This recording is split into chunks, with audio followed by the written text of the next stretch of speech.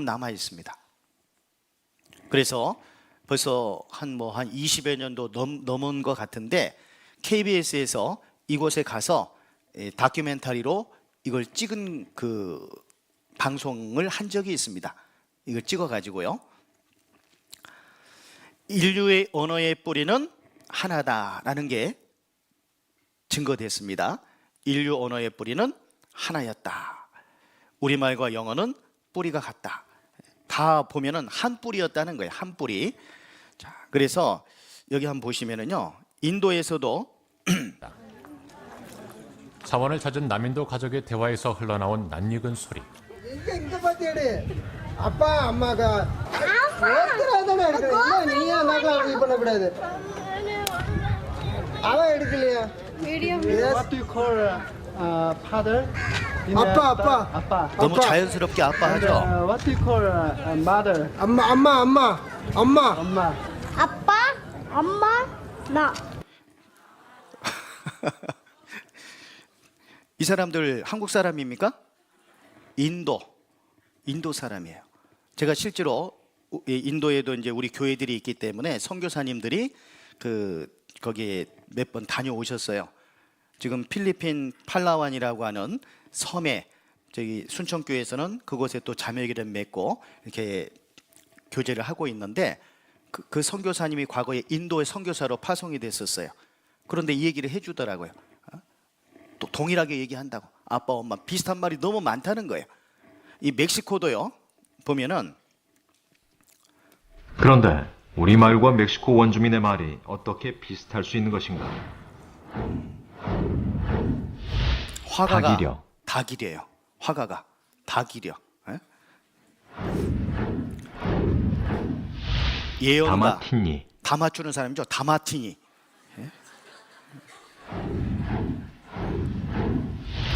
다차고. 공놀이는 다 차고.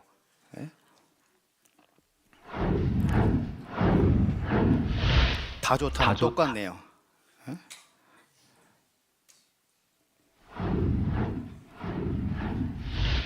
나그 다 좋다. 나 그것이 다 좋다. 다 통하죠. 발음의 유사성은 흔히 있을 수 있는 일이지만 그 의미까지 일치하는 경우는 드물다는 것이다. 이것은 손성태 교수뿐만 아니라 멕시코인들에게도 신선한 충격. 여기 뭐야? 아이를 뭐라 그래요? 저 북쪽에서 뭐라고 불러요? 이 새끼래 이렇게 하지 않습니까? 너무 똑같은 거예요. 이런 비슷비슷한 그런 말들이 많이 있습니다. 여기 콜데바이라는 바그다드 남쪽 300km 아브라함의 출생지로 잘 알려진 우르에 거대한 지구라트가 남아 있습니다. 고대 수메르인들이 신을 숭배하기 위해 건설했던 탑이죠. 우르의 지구라트는 고대 메소포타미아 지구라트 중 현존하는 가장 오래된 것입니다. 정확한 시기는 알 수 없으나 기원전 3000년경 지금으로부터 5000년 전에 지어진 것이 확실합니다. 하지만 콜데바이 역시 흔적도 없이 사라져버린 바벨탑만큼은 찾을 수는 없었습니다. 이 고고학자입니다. 콜데바이. 그러던 어느 날 그는 전혀 뜻밖의 광경을 보게 되죠. 주민들이 땅속에서 끊임없이 벽돌을 채취해가는 것을 목격한 것입니다.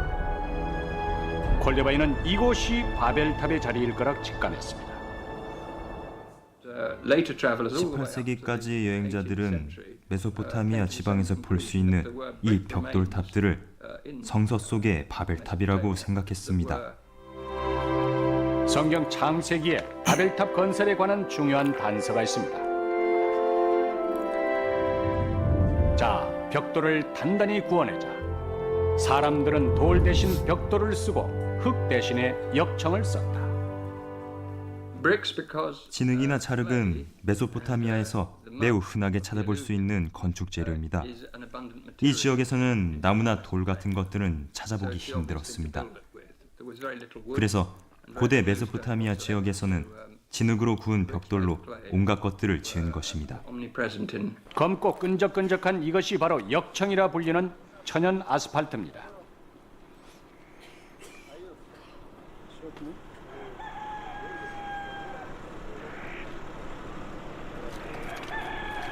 지금도 이곳 사람들은 역청을 채취해 아주 요긴하게 사용합니다. 처음엔 무르지만 금방 단단해지면서도 접착력이 강해 건축 방수 재료는 최고죠. 벽돌과 벽돌 사이에 역청을 넣은 겁니다. 역청을 이용한 방수 처리의 역사는 사실 5,000년이 넘습니다. 기원전 3,000년 전에 건설됐다는 우르 지구라트의 하단엔 지금도 역청의 흔적이 선명하게 남아 있습니다. 남아있죠? 벽돌과 벽돌 사이에. 뿐만 아니라 역청은 벽돌 사이에 들어가 모르타르를 대신하기도 했으며 건축 밑면에 칠해져 방수용 아스팔트가 되기도 했습니다. 성경 말씀 그대로입니다. 그런데 중요한 것은 이 바벨탑을 쌓던 당시에 특징이 있어요. 창세기 11장 내용이 바벨탑 사건이고요. 창세기 12장이 하나님께서 이스라엘 민족을 선택하시는 내용이 나와요. 어떤 한 민족이 이루어지려면 민족의 조상이 있어야 되죠. 그래서 그 당시 이라크 지역인 갈대아 우르라는 지역에서 아브라함이라는 사람을 부르셔서 오늘날의 이스라엘 땅으로 들어가게 하셨고, 거기서 이스라엘 민족의 이제 역사가 이제 시작이 되는데요. 그 바벨탑을 쌓던 당시에 특징이 뭐냐 하면은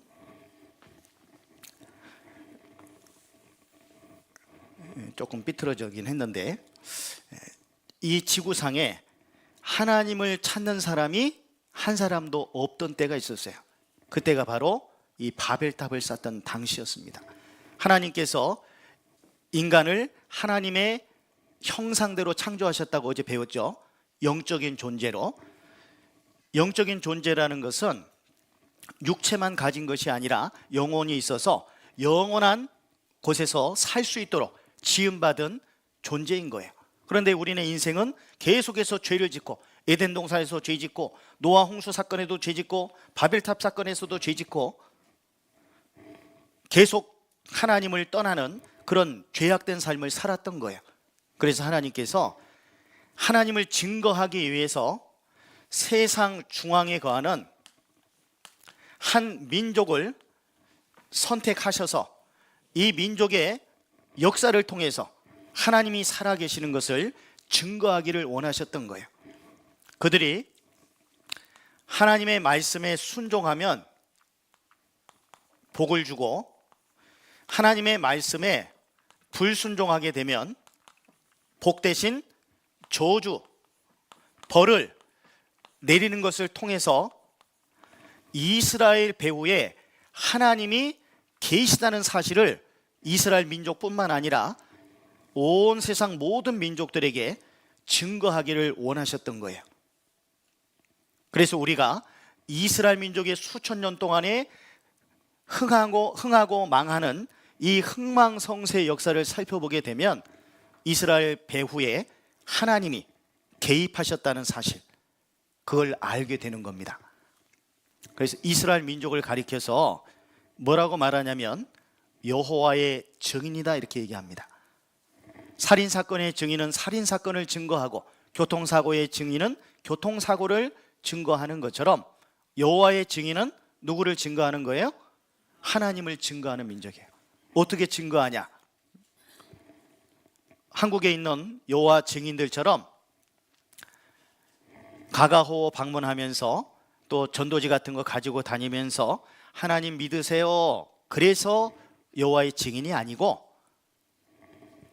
이스라엘 민족의 수천 년 동안의 흥망성쇠의 역사, 그 역사 자체를 살펴보면, 그 역사와 성경 말씀을 비교해 보면 너무도 정확하게 성경 말씀대로 일치된다는 사실을 통해서 하나님이 살아계심을 증거하는 민족이 된다는 얘기예요.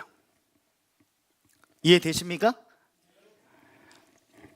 아무리 커다란 배가 있어도 그 배의 방향을 좌지우지하는 것은 배 뒤에 조그맣게 붙어있는 방향키입니다. 그 방향키에 의해서 방향이 좌지우지 되는 것처럼 전 세계 인구의 0.2%밖에 되지 않는, 몇 퍼센트요? 0.2%밖에 되지 않는 유대인들, 이스라엘 민족, 그들이 세계 정치를 좌지우지하는 그런 민족으로 지금 바뀌었습니다. 이스라엘 민족은 아까도 말씀드렸던 것처럼 순종하는 삶보다, 그래서 복받는 삶보다 불순종하는 삶이 더 많았기 때문에 저주받는 역사가 훨씬 더 많았어요. 이제 좀 이따 저 자세히 말씀을 드리겠습니다만은, 그래서 어떤 사람들은 이스라엘 민족은 하나님의 택한 백성인데 왜 저주를 받냐, 택한 백성이, 그렇기 때문에 하나님은 안 계신 거 아니냐, 이렇게 말하는 사람들도 있어요. 그런데 그들은 하나만 알고 둘은 모르는 거죠. 성경 말씀에 하나님이 이스라엘 민족을 통해서 하나님을 온 세상에 증거하기 위해서 약속한 게 뭐냐면, 순종하면 엄청난 복을 받아요. 들어가도 복, 나가도 복, 어디를 가든지 복 받아요. 자기만 복 받는 게 아니라 자식들도 복 받아요. 그런데 하나님 말씀을 불순종하면 자기도 저주받고 자식들도 저주받고 어디를 가든지 저주를 받는 거예요. 먹는 것도 굶주리게 되고. 그래서 이스라엘 민족의 역사 가운데 불순종하는 역사가 훨씬 더 많았기 때문에 저주받는 역사도 훨씬 더 많았습니다. 저주받는 역사가. 그래서 과거 바벨론, 페르시아, 그리스, 로마 수백 년 동안 타민족의 압제와 지배를 받고 살았었던 거예요. 그리고 예수님이 그들의 영혼 문제를 해결해 주시기 위해서 오셨지만 예수님마저 배척해버리고 말았습니다. 그 이후 유대인들은 전 세계에 흩어져서 유리방황하고 가는 곳곳마다 찢김당하고 환난받았고 2차 세계대전 때 600만 명이나 죽임을 당했어요. 독일의 히틀러가 완전히 씨를 말려버리려고 완전 바퀴벌레 박멸하듯이 박멸 계획을 세웠었습니다. 그런데 성경은 이스라엘 민족이 하나님의 말씀을 불순종함으로 말미암아 찢김을 받고 환난을 받지만 영원히 그렇게 찢김받는 게 아니라 때가 되면 그들이 회복될 것을 말씀하셨어요. 회복될 걸. 2000여 년 동안 예수님을 십자가에 못 박은 이후 2000여 년 동안 환난받던 그 이스라엘 민족이 놀랍게도 1948년 5월 14일 날 기적적으로 독립을 했고, 그리고 전 세계에 흩어졌던 그들이 이제 그들의 땅으로 전 세계에서 모여 들어옵니다. 전 세계에서 흩어졌던 그들이 모여 들어오고, 그들이 쫓겨난 이후에 이스라엘 땅은 황무한 땅이 됐지만 지금은 옥토로 바뀌었어요. 농업 부국으로 바뀌었습니다. 그리고 이스라엘은 정치 강국, 군사 강국, 여러 분야에서 강국이 되었어요. 유대인들. 미국 정치, 경제, 외교, 문화, 매스컴 모든 것들을 꽉 잡고 있고, 미국뿐만 아니라 전 세계를 보이지 않게 다스리는 그 민족이 바로 이스라엘 민족인 거예요. 이제 대략적인 개요를, 이스라엘 민족의 역사의 개요를 이제 말씀을 드렸는데요. 자, 그래서 성경과 이스라엘 민족 역사를 살펴보면 어제 끝부분에 말씀드렸던 것처럼 시계의 뒤를 열어보면, 아날로그 시계 뒤를 열어보면 시침, 분침, 초침의 톱니 기어들이 서로 아구가 정확하게 맞아서 돌아가죠. 그런 것처럼 성경과 이스라엘 민족 역사는 너무도 정확하게 일치하는 거예요. 왜 일치할까요? 하나님이 계시니까 일치하는 거예요? 안 계시니까 일치하는 거예요? 계시니까 일치하는 거예요. 너무도 정확하게. 그리고 이 성경에 예언된 말씀들은 사람으로서는 도저히 기록할 수 없는 그런 말씀들입니다.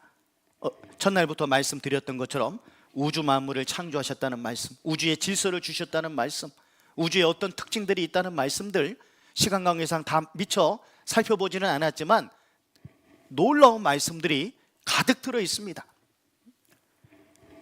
천체 물리학자는 자기 천문 천체를 연구하면 하나님 계신 걸 알게 돼요.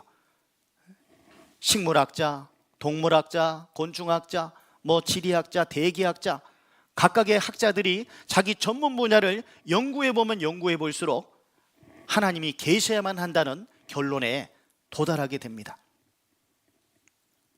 역사학자도 물론입니다. 고고학자들도 물론입니다. 마음의 문을 열고 말씀을 살펴보는 분들은 누구든지 하나님의 살아계심을 부인할 수가 없습니다. 이스라엘 민족을 왜 선택하셨다고요? 하나님을 증거하기 위해서, 하나님을 증거하기 위해서 선택하셨어요. 하나님을 왜 증거하기 위해서 선택했을까요? 하나님 계신 걸 알아야지만이 우리 인생 문제를 해결받을 수 있기 때문에 이스라엘 민족 선택한 거예요. 어떤 분들은 말합니다. 하나님이 왜 이스라엘 민족을 선택했을까? 대한민국을 선택하시지. 꼭 선택받은 것이 좋은 것만은 아닙니다. 순종할 때는 복 받아서 좋지만 불순종하면 어떻게 돼요? 저주를 받아야만 되는 그런 어려운 상황도 있는 거예요. 비록 우리 대한민국을 선택하지는 않았지만 이스라엘 민족은 샘플 민족이기 때문에 그 민족의 역사를 살펴보고 우리는 하나님 정말 살아계시구나, 그거 믿으면 됩니다. 그래서 성경 로마서에도 보면 하나님은 유대인의 하나님뿐이시뇨, 유대인 이스라엘 민족, 이방인의 하나님은 아니시뇨. 이 세상에는 두 부류밖에 없어요. 유대인 아니면 이방인이에요. 우리는 유대인이에요, 이방인이에요? 이방인이 뭐 이 방 안에 있는 사람이 아니에요. 유대인 아닌 사람들은 다 이방인인 겁니다. 자, 오늘 성경을 통해서 알아볼 사항 중에 몇 가지가 있는데, 이스라엘을 선택하신 목적이 뭐냐 이 말이에요. 왜 선택했느냐? 또 이스라엘 민족은 선택받은 민족인데 왜 환난 받았느냐? 그리고 왜 지금 그들은 회복됐느냐? 그것은 예언의 성취입니다. 하나님께서 미리 말씀하신 그 말씀을 이루시는 것이 되는 겁니다. 자, 여기 이사야 43장에 보면 1절, 성경을 찾아볼 수 있는 분들은 빨리빨리 찾으셔도 됩니다. 제가 시간 관계상 미리 찾아놓은 것일 뿐입니다. 야곱아, 이스라엘 민족의 조상인 아브라함의 손자가 야곱이에요. 아브라함이 이삭을 낳았고, 이삭이 뭐 벼이삭을 말하는 게 아니에요. 아이삭 뉴턴, 뉴턴이 아이삭이잖아요. 아이삭 뉴턴이잖아요. 아이삭입니다. 아브라함이 이삭을 낳고 이삭이 야곱을 낳았어요. 그런데 하나님이 야곱의 이름을 이스라엘이라고 바꿔주셨어요. 그래서 야곱아, 너를 창조하신 여호와께서 이제 말씀하시느니라. 이스라엘아, 너를 조성하신 자가 이제 말씀하시느니라. 너는 두려워 말라. 여기 10절을 보겠습니다. 10절 한번 읽어볼까요? 나 여호와가 말하노라. 너희는 나의 증인. 이는 너희로 나를 알고 믿으며 내가 그인 줄 깨닫게 하려 함이라. 나의 전에 지음을 받은 신이 없었느니라. 나의 후에도 없으리라. 나 곧 나는 여호와라. 나 외에 구원자가 없느니라. 내가 고하였으며 구원하였으며 보였고 너희 중에 다른 신이 없었나니 그러므로 너희는 나의 증인이요 나는 하나님이니라. 여호와의 말이니라. 너희는 나의 뭐라고요? 증인이다 이 말이야. 너희는 나의 증인. 파란 것이 잘 안 보이죠?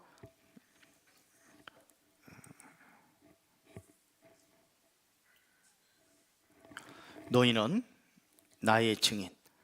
너희는 나의 증인. 왜요? 그 민족의 수천 년 동안의 흥망성쇠 역사가 하나님을 증거한다는 그런 의미에서 이스라엘 민족을 하나님의 증인이라고 말씀을 한 겁니다. 그리고 증거하기 위해서 그들에게 약속을 해요.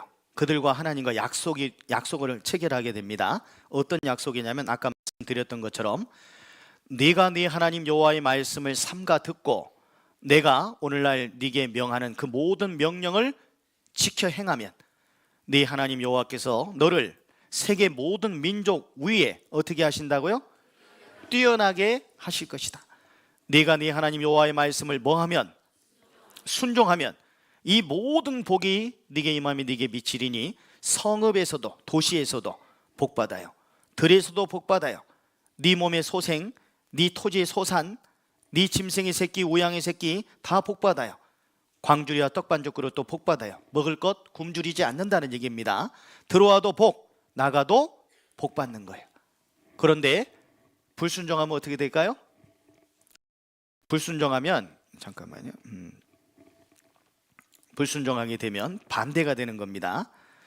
내가 만일 네 하나님 여호와의 말씀을 순종하지 아니하여 내가 오늘날 네게 명하는 그 모든 명령과 규례를 지켜 행하지 아니하면 이 모든 저주가 네게 임하고 네게 미칠 거다. 성읍에서도 저주, 들에서도 저주, 광주리 떡반죽 그릇도 저주, 굶어 죽는다는 얘기예요. 네 몸의 소생, 자식들, 토지 소산, 우양의 새끼 다 저주, 들어와도 저주, 나가도 저주를 받는 거예요.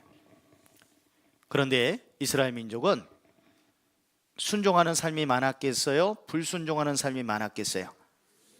불순종하는 삶이 많았던 거예요. 그래서 여기 이스라엘 민족을 선택한 그 이유를 잠시 또 설명을 드리면 하나님의 살아 계심을 증거하는 민족이에요. 이스라엘 민족은요. 하나님은 이적을 보여주시고 순종하면 복을 주시고 불순종하면 벌을 내리시는 걸 통해서 하나님 계신 것을 증거하신 거예요. 큰 강대국과 싸워서 이기는 걸 통해서 오직 하나님만이 참된 신이라는 사실을, 유일한 신이심을 알려주기를 원하셨던 거예요. 두 번째는 말씀을 기록하도록 하기 위해서. 이 성경은 BC 1500년경부터 AD 100년경까지 1600여 년 동안 40여 명의 선지자들에 의해서 기록됐다고 그랬죠? 그들은 다 유태인들입니다. 말씀을 기록하도록 하셨어요. 말씀이 있어야지만 하나님 계신 것도 알게 되고 천국 갈 수 있는 소망도 얻게 됩니다.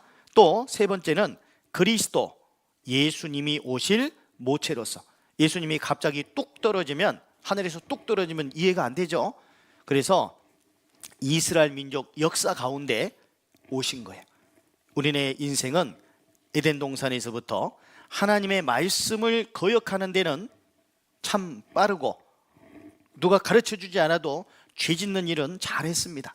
그런데 우리 스스로 죄를 해결할 수 있는 길은 없어요. 그래서 하나님께서 우리네 인생을 구원해 주기 위해서 역사 중간에, BC와 AD의 중간에 예수님을 보내주셨던 거예요. 우리는 예수님이 이 땅에 왜 오셨는지, 그리고 그분이 왜 십자가를 짊어지셨는지, 그것이 나와 무슨 관계가 있는 것인지 정확하게 연결이 돼야 됩니다. 자, 그리고 네 번째는 뭐라고 그래 있어요? 이방인을 위한 거울. 이 방 안에 있는 사람 아니라고 그랬습니다. 이방인들을 위한 샘플이다 이 말이야. 거울을 보면 알 수 있잖아요. 이스라엘 민족의 역사를 살펴보면 하나님이 살아계심을 알게 되는 거예요. 자, 다섯 번째는 뭐예요? 시계를 보면 뭘 알 수 있어요? 시간을 알 수 있죠? 지금 졸 때인지 깰 때인지 시간을 보면 그걸 시기를 압니다. 이스라엘 민족 역사를 보면 지금도 이스라엘이 타민족에 의해서 계속 찢김받고 있는지 아니면 회복되었는지 이걸 보게 되면 하나님이 작정하신 역사에 어느 시대쯤에 우리가 살고 있는지 이걸 알게 됩니다.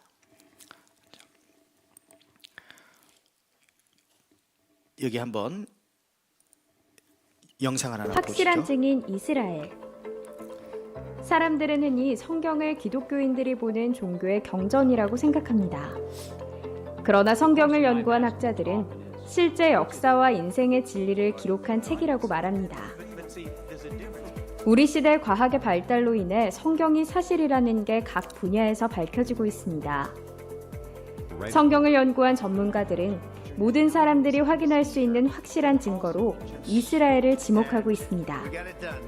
이스라엘은 중동에 위치한 국가로 인구는 1,500만 명 정도며 전 세계 인구의 0.2%에 해당하는 작은 나라입니다. 그런데 성경은 3,500년 전에 이 작은 나라가 모든 민족 위에 뛰어날 것에 대해 말하고 있습니다.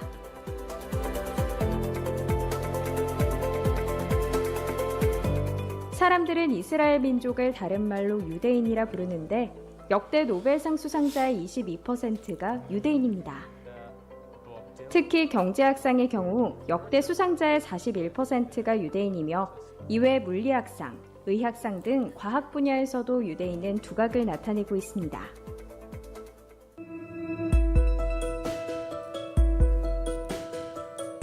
명문대 진학률에서도 유대인은 높은 수를 차지하고 있는데요.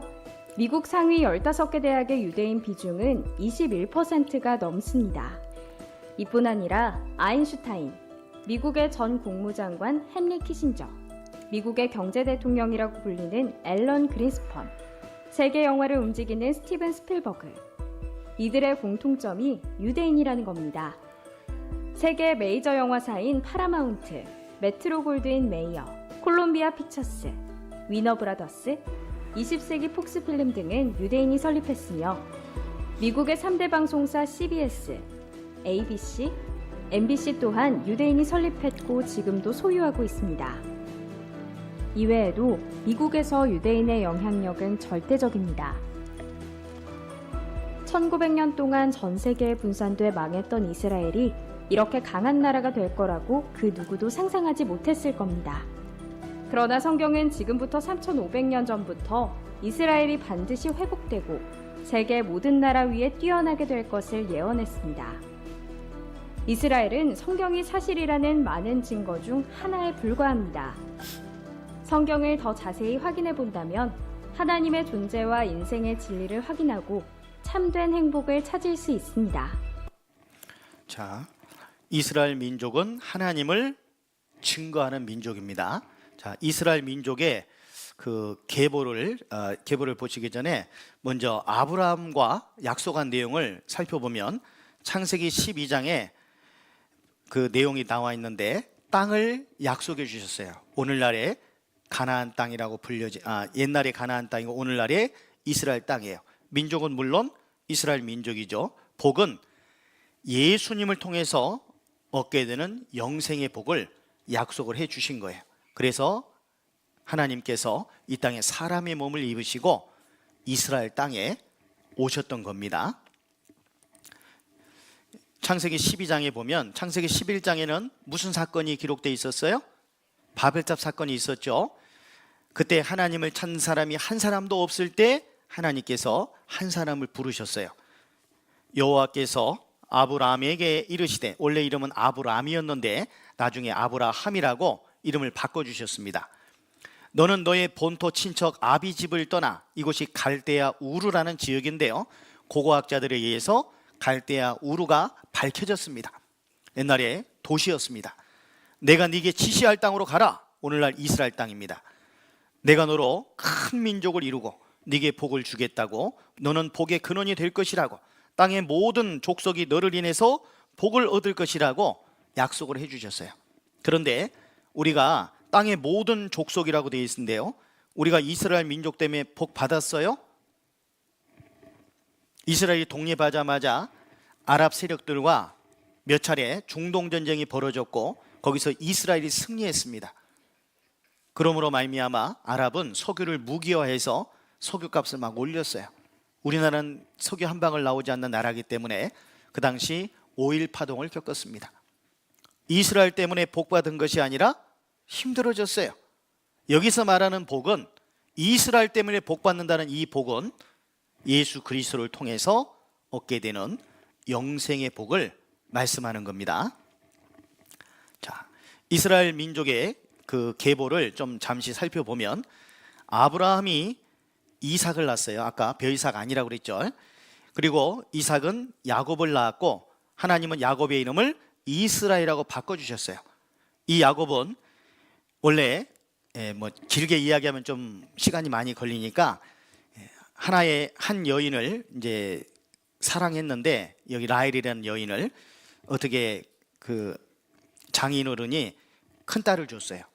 밤에 모르잖아요, 그죠? 그래서 첫날 밤을 지내고 봤더니 첫째 딸이네. 둘째 딸을 원했는데, 그래서 나중에 둘째 딸도 주기로 약속하고 또 일을 하게 되고, 또 자식 낳기 경쟁을 해서 그 종들을 또 넣어주고, 여인 실바 비라를 통해서 결국 12명의 자식을 낳게 됩니다. 그 중에 가장 사랑하는 라헬을 통해서 낳게 된 이 요셉을 편애했어요, 이 야곱이. 그러다 보니까 이복 형들이 이 11번째 동생 미워한 겁니다. 그리고 이집트 땅에 팔아버려요. 그래서 보디발 장군의 집에서 노예로서 생활하다가 우여곡절 끝에 시간 관계상 이제 그 중요한 내용만 말씀드리면, 왕의 꿈을 풀이해줘요. 그 꿈은 그냥 꿈이 아니라 이 나라의 운명을 결정짓는 그런 꿈이었어요. 그 꿈 내용이 뭐냐면 7년 동안 앞으로 풍년이 될 것이다. 그런데 7년 후에는 풍년을 기억조차 할 수 없는 엄청난 흉년이 될 것이기 때문에 풍년 될 때 흉년을 대비하셔야 됩니다. 지혜로운 사람을 택해 가지고 흉년을 예비해야 됩니다. 대비해야 됩니다. 왕이 이 요셉만큼 지혜로운 사람이 없거든요. 네가 나라를 다스려라. 내가 너보다 높은 것은 왕이 뿐이다. 왕의 반지를 빼주면서 총리에 맡기게 됩니다. 그래서 이 요셉은 풍년들 동안에 많은 그 곡식 창고들을 만들어 가지고요, 거기다가 이제 곡식을 저장을 했습니다. 그의 꿈 내용대로 이제 흉년이 오게 되고, 정말 이제 유례없는, 풍년을 기억조차 할 수 없는 흉년이 이제 오게 된 거예요. 그런 가운데서 이집트는 아무런 문제가 없어요. 풍년들 동안에 많은 양식을 저장을 해놨기 때문에. 그런데 요셉을 팔았던 형들이 있는 가나안 땅, 거기도 흉년이 있었습니다.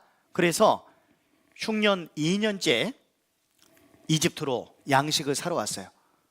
요셉은 형들을 보고 그 죄가 괘씸했지만 용서를 해줍니다. 그리고 앞으로 5년 동안 또 흉년이 계속될 테니까 이 이집트에 와서 삽시다.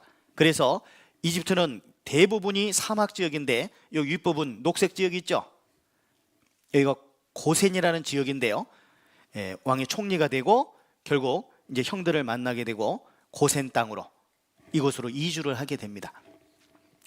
이제 그러는 가운데서 이 고센 지역에서 이스라엘 사람들은 점점 수가 많아지고, 그런 가운데 요셉도 죽고 요셉을 총애하던 왕도 죽고, 그러다 보니까 다른 왕이 나타나서 이스라엘 사람들이 너무너무 세가 커지니까, 예를 들어서 우리 대한민국에 그 외국 사람들이 왔는데, 저기 카자흐스탄이나 뭐 우즈베키스탄이나 뭐 여러 군데에서 왔는데 그들이 더 많아져, 수가.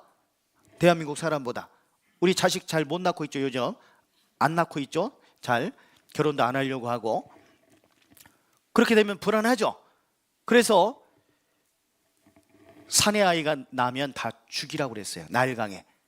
그때 태어난 아이가 모세입니다. 그런데 그 어미가 모세를 숨겨서 키웠고요, 숨겨 키우다가 더 이상 안 되게 되니까 갈대 상자를 엮어서 역청을 안팎으로 바르고 그 나일강에 갈대 숲에 숨겨둔 거예요. 그런데 그때 바로 왕의 공주가 그걸 보고 자기 양자로 삼게 돼요. 그때 모세의 누이 미리암이 가서 당돌하게도 그 공주에게, 공주는 젖이 안 나와요. 그러니까 유모를 구해올까요? 그래, 구해와라. 자기 어머니 데려다 준 거예요. 그래서 그 공주가 네 집에 가서 젖 뗄 때까지 키우다가 나에게 데려와라. 그래서 돈 받고 자식을 키우게 된 겁니다. 그래서 모세는, 요즘은 젖 언제 몇 살 때쯤 뗍니까? 몇 년 지나면 젖 떼요? 좀 차이가 있죠. 근데 옛날에는 초등학교 다닐 때까지 젖 먹이는 자식도 있어요. 초등학교 다닐 때까지. 제가 먼저 있던 예전에 있던 교회에서도 초등학생들이 젖 먹이더라고. 양분은 없어요. 그러니 모세도 좀 꽤 어느 정도 자랄 때까지 엄마 젖을 먹었던 것 같아요. 그리고 이제 공주에게 보내줬는데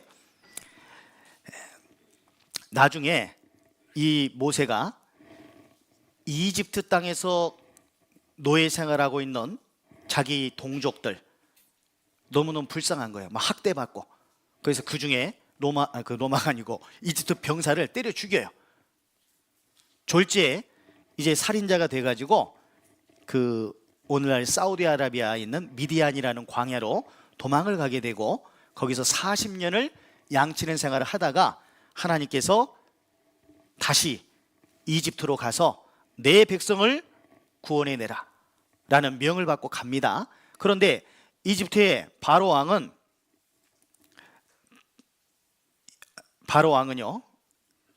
하나님을 무시합니다. 여호와라는 신이 어디서 생겨났길래 그러냐 하면서 무시해요. 그래서 모세는 하나님의 능력을 힘입어서 10가지 재앙을 내립니다. 강이 피가 되고 하수가 피핏이 되고 그럼 먹을 수 없잖아요. 그 정도 되면은 어떻게 돼요? 돌려보내야 되잖아요. 근데 안 돌려보내. 이집트 왕은 얼마나 강팍한지 돌려보내지 않아요. 개구리 떼가 온천지에 들끓어. 밟히는 게 다 개구리야. 그런데 그걸 무마시켜주면 또다시 보내지 않고 그 다음에 이 떼가 들끓어. 이해하셔요? 요즘 젊은 분들은 잘 모를 텐데 옛날에 제 초등학교 때만 하더라도 이 그 참빗이죠. 참빗 그걸로 쫙 해가지고 똑똑똑똑 벌써 아시는 분은 인상을 찡그리시는데 이 떼가 바글바글해. 그걸 또 처리시켜주면 또 돌려보내주지 않고 또 파리떼가 들끓고 악질재앙, 독종재앙, 우박재앙, 흑암재앙 등등 9가지 재앙을 내렸는데도 돌려보내주지 않습니다. 이집트의 바로 왕은 우리가 학교에서 배울 땐 파라오라고 배웠거든요. 그걸 순음화시켜서 바로, 우리 성경에는 바로라고 나와 있는데요.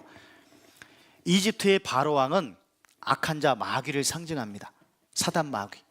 사단 마귀는 어떻게 해서든지 한 영혼이라도 천국 보내지 않기 위해서 방해합니다.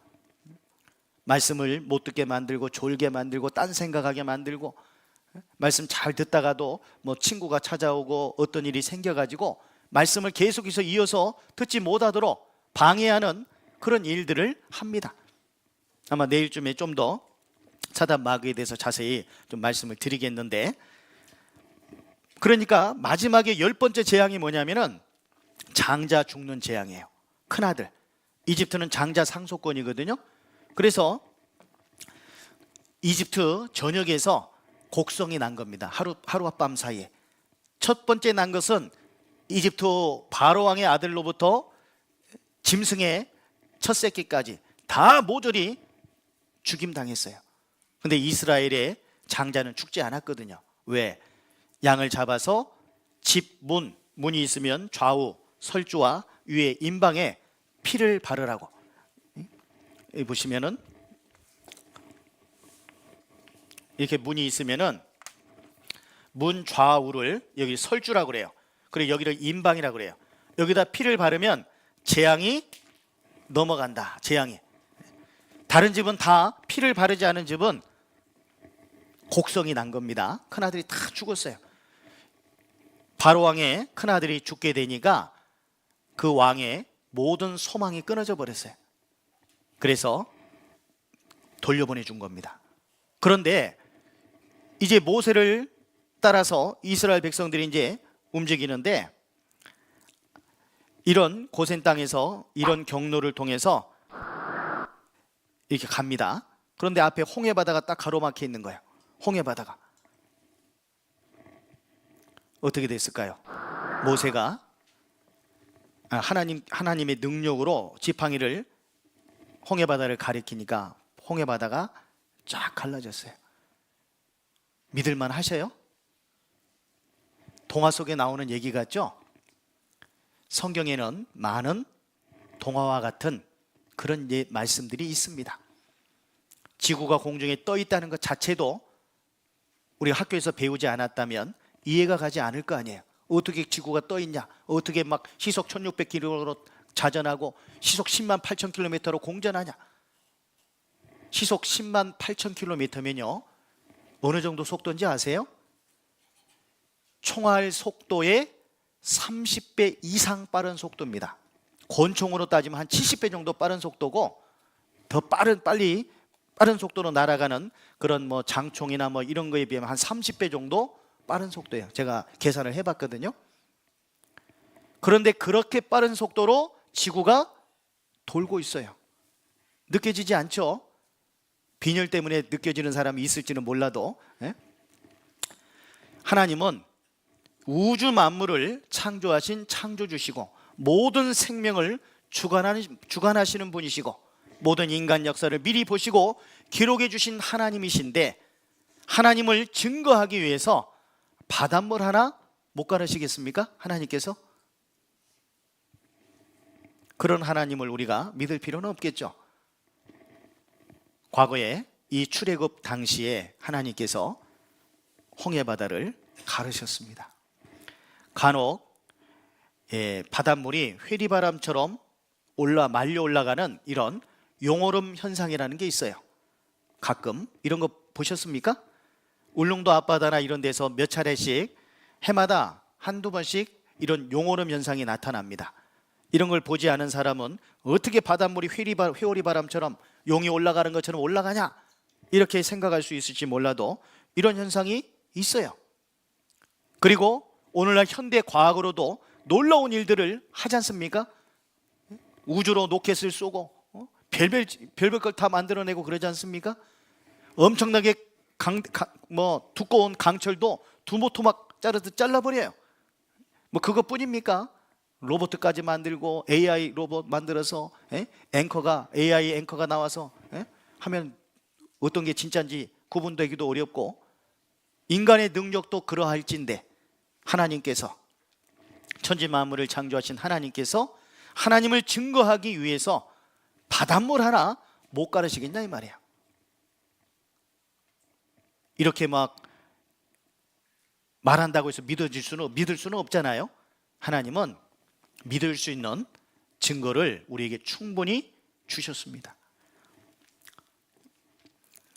이 홍해바다 밑에서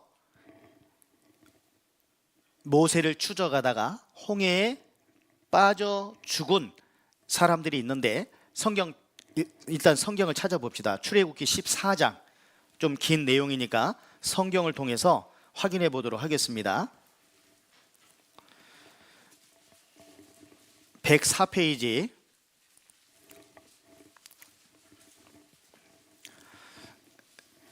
성경을 좀 찾기 어려우신 분들은 스크린을 보셔도 되겠습니다.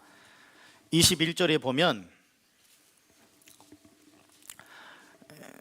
모세가 바다 위로 손을 내어민데 여호와께서 큰 동풍으로 밤새도록 바닷물을 물러가게 하시니 물이 갈라져 바다가 마른 땅이 된지라.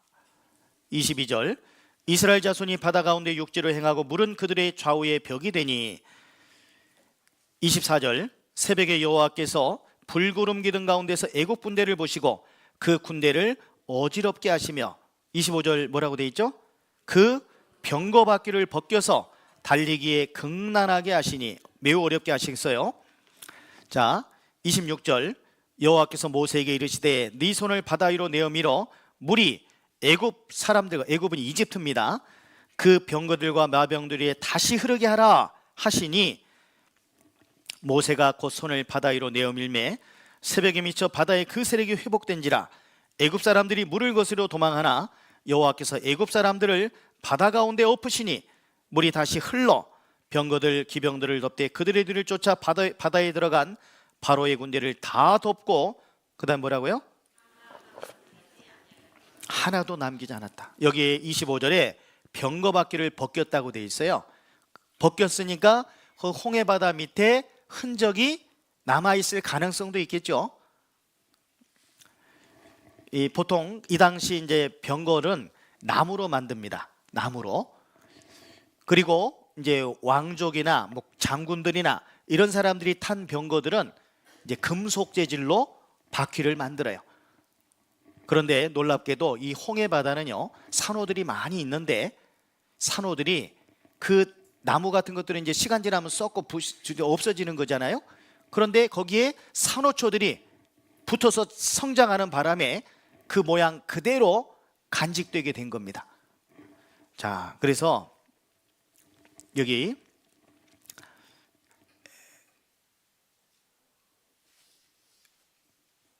홍해 탐사 사건을 한번 봅시다. 우리가 잠수하여 적당한 위치에서 촬영하기 시작했을 때 특정 물체를 찾는 동안 90도 각도의 구조물이나 바퀴 형태의 원형 물체들이 발견되었는데 그것이 바로 우리가 잠수한 이후 찾고자 했던 것입니다. 탐색이 시작되고 하나의 독특한 타입의 물체가 해저 바닥에서 자주 발견되었다. 가늘고 테이블과 같은 모양으로서 어떤 것은 산호초 군락에 덮인 한쪽 바퀴를 기초로 세워져 있었으며 곧은 막대 모양과 둥근 상판의 모양이었다. 축처럼 생긴 것과 바퀴처럼 생긴 것과의 각도는 90도입니다. 보시다시피 보통의 산호초의 성장 모습과는 매우 다른 모습이며 마치 사람이 만든 구조물에 산호초가 자란 것과 같습니다.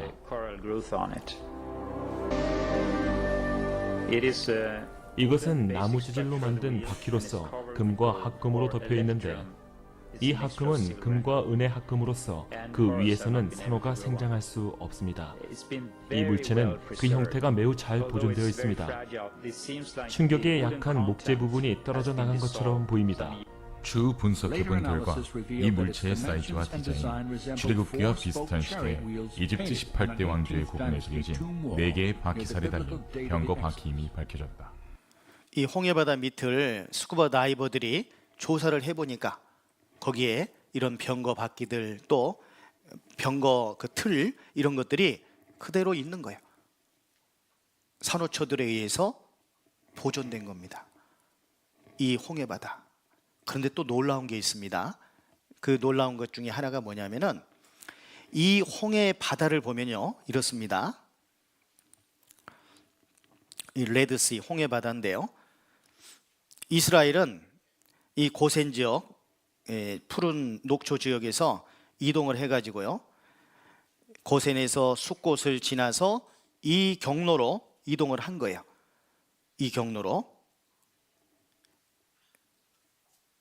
이렇게 골짜기를 통과해서 이쪽으로 이렇게 했는데 여기 이렇게 돼 있는 부분이 지도상에 이렇게 조그만하지만 여의도 면적의 한 4.5배 정도 되는 곳이고 200만 명이나 되는 이스라엘 그 백성들이 주둔할 수 있는 충분한 공간이 되는 거예요. 이 시커먼 곳은 홍해 바다입니다. 그리고 저 반대편은 사우디아라비아예요. 사우디아라비아. 그런데 여기 누에이바 비치라고 되어 있는데 이 누에이바라는 곳이 모세가 바다를 가른 곳이라는 뜻이 있어요. 그 뜻이 그렇습니다. 지금도 구글 어스를 통해서 여기 확인해 보면은요 젊은 분들은 누에이바라는 곳이 있습니다. 그래서 이건 반대로 이렇게 본 건데 이집트 쪽에서 이쪽 사우디 쪽으로 하나님이 이곳을 막으셔서 이집트 군사들이 쫓아오지 못하도록 하시고 바다를 가르시고 그들을 다 건너가게 하신 후에 그들을 이제 다시 오게 하신 거예요. 그래서 그들이 쫓아가다가 결국 물이 덮여서 이제 다 몰살을 하게 되는데요. 놀라운 것은 지형의 지형. 이곳의 지형. 여기 이만큼 된 이 누에이바라는 이곳에서 저 사우디아라비아까지 보통의 이 홍해바다의 평균 깊이가 약 1,500m입니다. 그러면 이 1,500m가 갈라져도 거기에 내려갔다가 1,500m를 또 걸어서 지금 길이는 지금 제가 생각이 안 나는데 상당히 먼 거리를 걸어서 또 1,500m를 올라가서 그렇게 할 수 있을까요? 없을까요? 불가능한 거야. 그런데 놀랍게도 여기 보시는 것처럼 너비가 한 6km 정도 되는 너비까지는 깊이가 6m밖에 안 돼요. 그것도 경사도가 약 6, 7도밖에 안 돼요. 경사도가 6, 7도면 거의 평지나 같습니다. 이렇게 해서 쭉 내려가서 쭉 올라간 거예요. 여기가 그래요. 여기가 놀랍게도. 그래서 그들은 여기를 이제 건너가게 됐고, 스쿠버 다이버들에서 여기 보시는 것처럼 아까 보여드린 이런 것들을 발견을 하게 되었던 겁니다. 그래서 솔로몬의 출애굽 기념 기둥이 이집트 쪽에도 세워져 있고 이 사우디 아라비아 쪽에도 세워 있었어요. 근데 사우디 여기 이집트 쪽이고요. 또 과거에 사우디 쪽에 있는 이 기둥입니다. 지금은 철거해 버렸어요. 사우디에서 표시만 해놨어요. 이곳이 바로 모세가 하나님의 능력으로 홍해를 가른 곳인데, 또 하나 놀라운 것은요, 이런 겁니다. 보통 이집트는 왕이 죽으면 미이라를 만듭니다. 근데 모세를 추적하다가 바다에 빠져 죽은 그 왕이 누굴까? 그걸 조사를 해본 거예요. 과연 모세를 추적하다가 홍해에 빠져 죽은 왕이 있을까? 그런데 놀랍게도 미이라를 만들어 놨기 때문에 미이라들을 면밀하게 세계의 석학들이, 여러 분야의 박사들이 조사를 해본 거예요. 근데 놀랍게도 한 왕의 미이라만 완전히 달라요. 보통 여기 보시면은 이집트 그 흑인종이지 않습니까? 그러니까 이런 색을 띠고 있는 거예요. 이런 색. 그런데 여기 요 사람은 이런 애들하고 좀 다르죠? 애들이라고 하니 좀 그런데, 예? 다르죠? 왜 다를까요? 물에 많이 잠겨서 상에 있던 그 미이라를 이렇게 왕을 미이라로 만들어 놓은 거예요. 그래서 이게 메르네프 타하라는 왕인데, 그때 제가 성지순례 가서 카이로 박물관에 가서 찍은 거예요. 그런데 왕 발도 누가 잘라 먹었어요. 누가 왕 발을 자를 수 있을까요? 물고기가 잘라 먹은 거예요.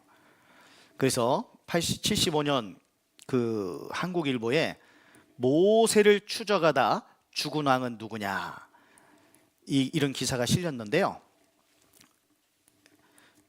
최근 카이로, 이집트 수도가 카이로죠.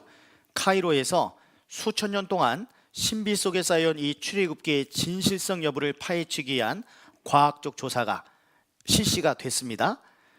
이집트 문화성 차관 가말 목타르 박사 등 10명의 국제적 역사학, 고고학, 방사선학, 해부학의 전문가들은 합동조사단을 구성해서 25구의 이집트 파라오 미이라들을 신중히 조사를 했어요. 엑스선 촬영을 통해 각 미이라들의 기초조사를 해온 이들은 사인, 죽은 원인을 종합적으로 검토하기 시작했는데, 현재까지 이들이 여기 중에 보면 익사체가 과연 있느냐, 물에 빠져 죽은 미이라가 있느냐, 왕이 있느냐 이 말이죠. 미이라의 뼈와 피부를 과학적으로 조사한 결과에 따르면 25구의 미이라 파라오 중 이집트 제19왕조의 누구요? 메르넵 타하가 모세를 추적하다 홍해에서 익사한 왕일 가능성이 가장 많다 한다. 즉 이 왕의 유체는 다른 미이라와 다른 점이 아주 많은데, 첫 번째, 보통 이집트의 미이라는 모두 젓갈색을 띠고 있는데 아까 보신 것처럼 이 미이라는 흰색이에요. 그리고 얼굴의 모양이 많이 일그러져 있습니다. 눈썹을 물감으로 그린 흔적이 있어요. 눈썹을 뜯어먹은 거예요. 귀가 무엇인가에 물고기인가 뜯어먹힌 듯 없는 데다 몸에 소금기로 덮인 부분이 있다는 거. 누가 왕 몸에 소금 쳤을까요?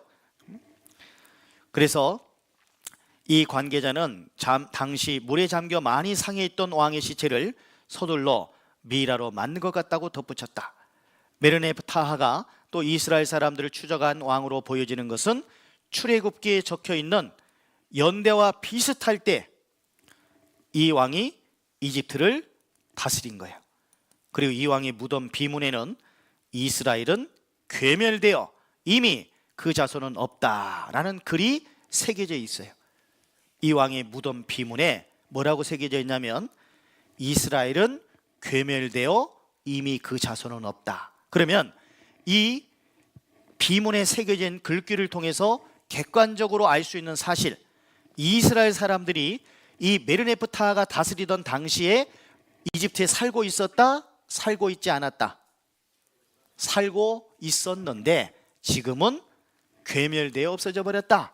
그런데 괴멸되어 없어졌을까요? 탈출해서 없어진 걸까요? 탈출해서 없어졌어요.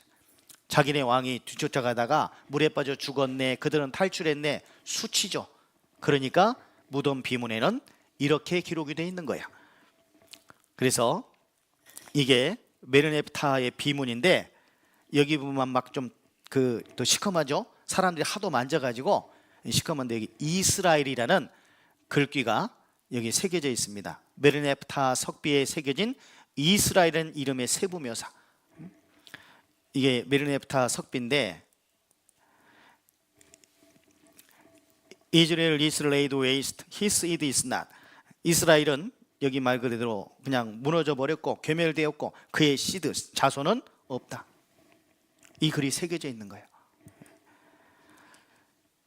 그리고 여기 이런 글귀도 새겨져 있는데 이 글귀를 번역을 해보면 또 wind blowing, 바람이 불었고 또 sea dividing into part, 바다가 둘로 나뉘어졌고 they pass over, 그들은 지나갔다. 성경 말씀 그대로입니다.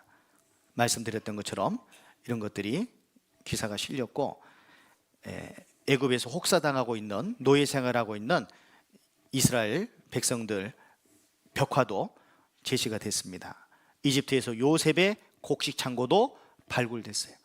요셉이 흉년들 동안에 대비해서 풍년들 동안에 곡식 창고 만들었다고 그랬죠. 그래서 그 10계라는 영화에 보면 이 메르네프타 왕은 그래도 주인공격이잖아요. 모세와 함께 살아서 돌아가는 걸로 나와요. 그건 각색된 거예요. 그런 영화가 나올 줄 알고 하나님께서 이렇게 말씀하셨어요. 시편 136편에 보면 홍해를 가르신 이에게 감사하라. 이스라엘로 그 가운데로 통과케 하신 이에게 감사하라. 15절 같이 읽죠. 바로와 그 군대를 홍해에 엎드러뜨리신 이에게 감사하라. 바로 왕 홍해에 빠졌어요? 안 빠졌어요? 빠져 죽었습니다. 홍해에 빠져 죽은 거예요. 그래서 여기 이사야 48장에 보면은 이런 말씀이 있습니다. 야곱아 이스라엘아 나의 부른 이스라엘아 나를 들으라. 나는 그니 나는 처음이요 또 마지막이라. 과연 내 손이 땅의 기초를 정하였고 내 오른손이 하늘에 폈나니 내가 부르면 뭐라고요? 천지가 일제히 서느니라. 하나님이 천지 만물을 창조하셨기 때문에 하나님 명령에 순종한다는 그런 내용입니다. 여기 제가 이걸 이렇게 가지고 여기다가 이렇게 갖다 놓고 혹은 여기다가 이렇게 갖다 놓고 이렇게 오는 것은 쉬워요, 어려워요? 제가 아주 짧게 했지 않습니까? 근데 개미 보고 하라고 그러면 할 수 있어요, 없어요? 몇만 마리가 붙으면 할까요? 안 돼요. 개미의 능력과 사람의 능력의 차이가 있기 때문에 그래요. 우리는 피조물이에요. 하나님은 창조주세요. 지금도 이 우주를 질서 가운데 운행하고 계시는 그분의 능력으로 하나님께서 홍해바다를 가르시고 이스라엘 민족을 건져내셨습니다. 이스라엘 민족 건져내신 거예요. 자, 그래서 여기 신명기 4장 34절에 보면 같이 읽겠습니다. 어떤 신이 와서 시험과 이적과 기사와 전쟁과 강한 성과 편팔과 크게 두려운 일로 한 민족을 다른 민족에게서 인도하여 낸 일이 있느냐? 이는 다 너희 하나님 여호와께서 애굽에서 너희를 위하여 너희의 눈앞에서 행하신 일이라. 이것을 네게 나타내심은 여호와는 하나님이시요 그 외에는 다른 신이 없음을 네게 알게 하려 하심이라. 여호와는 하나님이시고 그 외에는 다른 신이 없다. 하나님 외에 사람들이 섬기는 신들은 다 가짜고 우상에 불과할 뿐이다 라고 말씀하시는 거예요. 이스라엘 민족의 기적과 같은 이런 놀라운 역사를 통해서 오직 하나님만이 유일하신 신이심을 나타내 보여주신 거예요. 우리의 인생의 문제, 죽음에 관한 문제를 해결해 주실 수 있는 분이려면 그분은 창조주라야만 되고 이런 기적을 능히 이루실 수 있는 분이라야만 되는 겁니다. 말로만 기적과 같은 이런 것 믿으라고 말씀하신 것이 아니고 오늘날 믿지 않는 이들을 위해서 이런 증거들을 남겨주신 거예요. 홍해의 바다를 가르신 하나님이 계십니까? 안 계십니까? 계셔요. 계십니다. 하나님을 믿지 않는 사람들을 위해서, 믿지 않을 사람들을 위해서 하나님은 이 마지막 때에 믿을 수 있는 확실한 증거를 우리에게 제시해 주셨습니다. 5분 쉬었다가 말씀 드리도록 하겠습니다.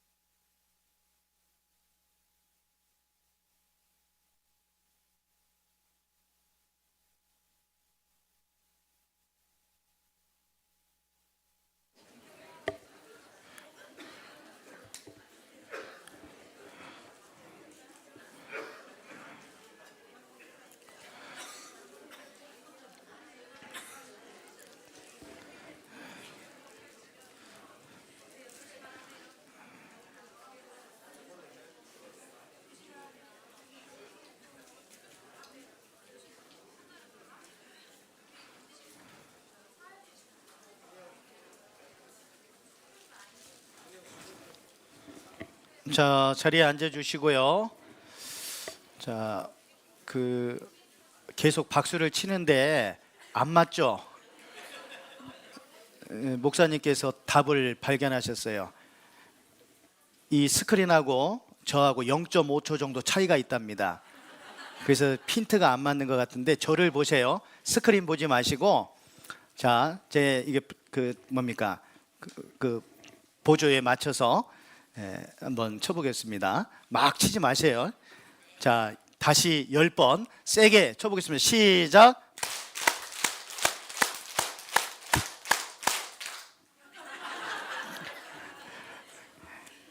팁을 줬음에도 불구하고 안 되네.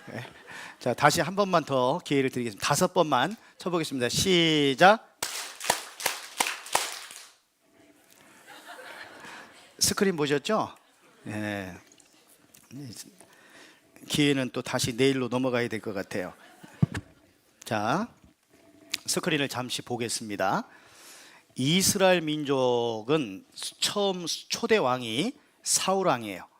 그리고 그 후에가 다윗 왕이고 그 후가 솔로몬 왕인데, 이 솔로몬 왕 말년에 그 우상 숭배하는 일이 있었습니다. 그래서 나라가 북남으로, 남과 북으로 나뉘어지게 되었어요. 그리고 북이스라엘은 BC 722년에 아수르에서 망하게 되고, 남유다 역시 북이스라엘의 그 징벌받는 모습을 보고 뉘우쳐야 되는데, 그러지 않고 계속 죄악된 길을 걸어감으로 말미암아 바벨론의 압제를 받았습니다. 또 70년 동안 포로 생활을 하기도 했고요. 그리고 그 후에 나타난 페르시아가 또 여전히 이스라엘을 속국으로 삼았습니다. 그 후에는 헬라, 그리스, 알렉산더 대왕 아시죠? 그리고 그 후 로마가 등장해서 여전히 이스라엘을 압제했습니다. 로마가 이스라엘 다스릴 때 예수님이 오셨어요. 예수님이 30살이 되셨을 때 많은 기적을 베푸셨습니다. 오병이어의 기적을 베푸셨죠. 보리떡 5개와 물고기 2마리로 5천여 명의 떡을 먹여주시고, 또 12광줄이나 남기신 그런 기적의 역사도 있으셨고, 또 소경의 눈을 띄워주기도 하시고 죽은 자를 살리기도 하셨습니다. 많은 이적을 베푸셨고 죽은 자도 살리시는 그런 놀라운 역사를 나타내셨어요.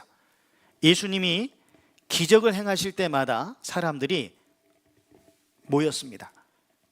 그런데 그들은 육신의 문제를 해결해 주는 메시아, 음식을 만들어 주시고 병을 고쳐 주시고 죽은 자를 살리시는 이런 이적을 보고 예수님을 따랐지만, 예수님은 그들에게 말씀하셨어요. 너희는 썩는 양식을 위해서 일하지 말고 썩지 않는 양식을 위해서 일하라. 썩는 양식이 있고 썩지 않는 양식이 있어요. 살리는 것은 영이니 육은 무익하니라.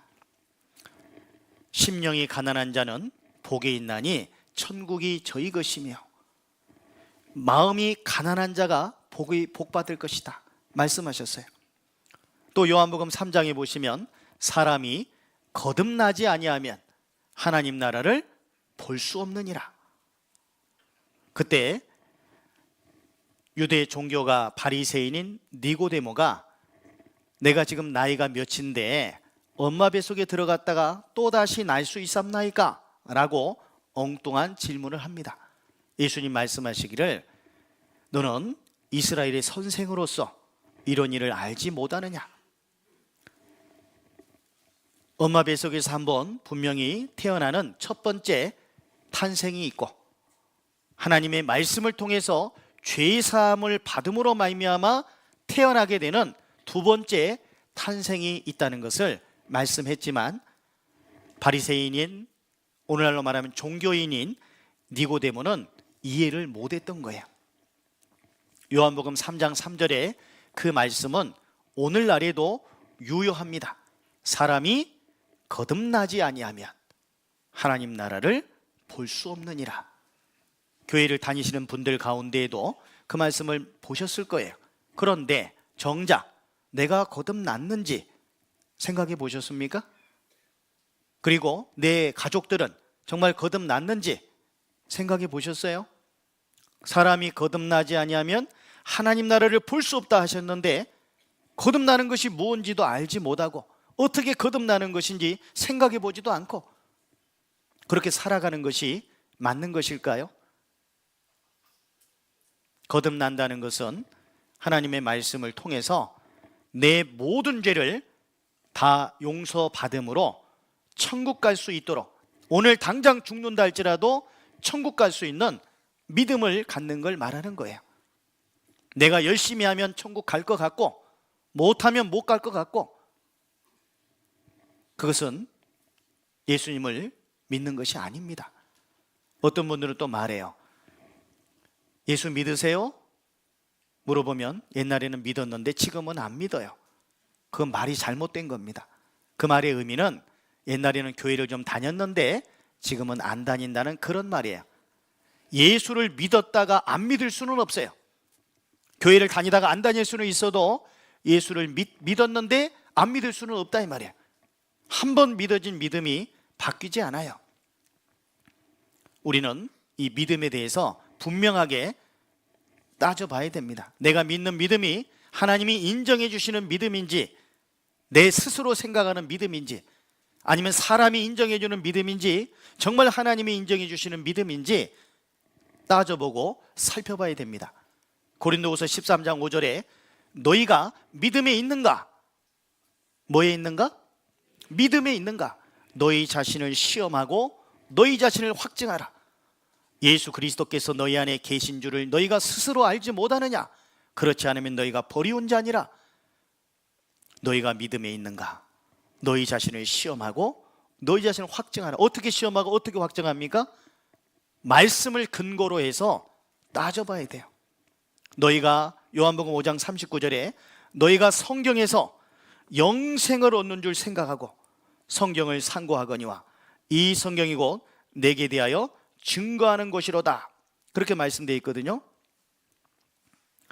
여기 요한복음 5장 39절에 너희가 성경에서 영생을 얻는 줄 생각하고 어디서 영생 얻는다고요? 좀 작은가요? 글자가? 어디에서 영생 얻어요? 성경에서. 그러니까 성경 말씀을 근거로 해서 내 믿음이 올바른 믿음인지 그릇된 믿음인지 살펴봐야 돼요. 내가 열심히 하면 천국 갈 것 같고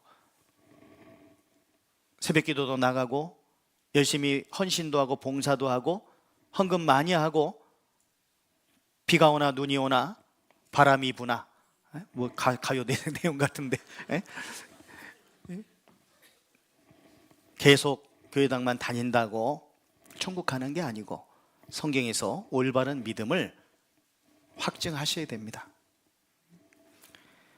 예수님 당시에 예수님께서 많은 기적을 행하셨을 때 백성들이 예수님을 따랐지만 예수님이 영적인 말씀을 하셨을 때는 어렵도다 하고 돌아간 분들이 많습니다. 육신의 문제를 해결해 주는 그 앞에서는 많은 사람들이 따랐는데 영적인 문제를 말씀하니까 다 돌아갔어요. 내가 정말 거듭났는지 이제라도 죽으면 천국 갈 수 있는지 내 가족들도 확실한 구원의 확증을 받은 적이 있는지 그거 확인하고 살펴야 됩니다. 만약 그렇지 못하다면 첫째 날에도 여러 사고 영상도 보여드렸지만 뭐 그것뿐이겠습니까? 언제 내 생명이 어떻게 될지를 모르잖아요. 너는 내일 일을 자랑하지 말라. 하루 동안에 무슨 일이 날는지 네가 알 수 없음이니라. 하루는 고사하고 단 몇 분, 몇 초 후에 될 일을 알지 못해서 변을 당하는 그런 일들이 많지 않습니까? 그런데 결국 죽음은 한 발치에 있는데 그래서 옛날에도 밤새 안녕하셨습니까? 그렇게 인사하지 않습니까? 밤새 돌아가시는 분이 많이 계시기 때문에 그러잖아요. 내 믿음이 올바른 믿음인지 따져봐야 됩니다. 그리고 확실치 않다면 이번에 말씀을 더욱더 간절함으로 듣는 가운데 그 문제 해결받아야 돼요. 이탈리아에서 1등 로또 복권에 당첨된 사람이 있어요. 무려 상금이 860억 원입니다. 그런데 놀랍게도 그 상금을 수령하러 가야 되는 기한이 있는데 그걸 놓쳐버렸어요. 뭐 때문에? 딸 결혼식 준비시키느라고. 나중에 그 사실을 알고 졸도했습니다. 2시간 만에 깨어났어요. 아차, 결혼식 시키다가 너무 바빠가지고 나중에 타러 가야지 하다 잊어버렸어요. 그러다가 보니까 기한이 늦어버렸네. 끝나버렸네. 2시간 동안 졸도했대요. 우리나라에서 1등 당첨금 안 찾아간 사람도 있습니다. 로또 복권 860억 원이 됐던 1조가 됐던 그게 중요한 게 아니죠. 천국 갈 수 있는 길이 있는데 그 길을 발견할 수 있었는데 아차, 딴 생각하느라고 일상의 삶 속에 너무 바빠가지고 일하느라고 무슨 다른 일 때문에 우선순위가 뒤바뀌어 가지고요, 정말 중요한 것이 무엇인지 깨닫지 못해서 지옥 가는 사람도 있을 겁니다.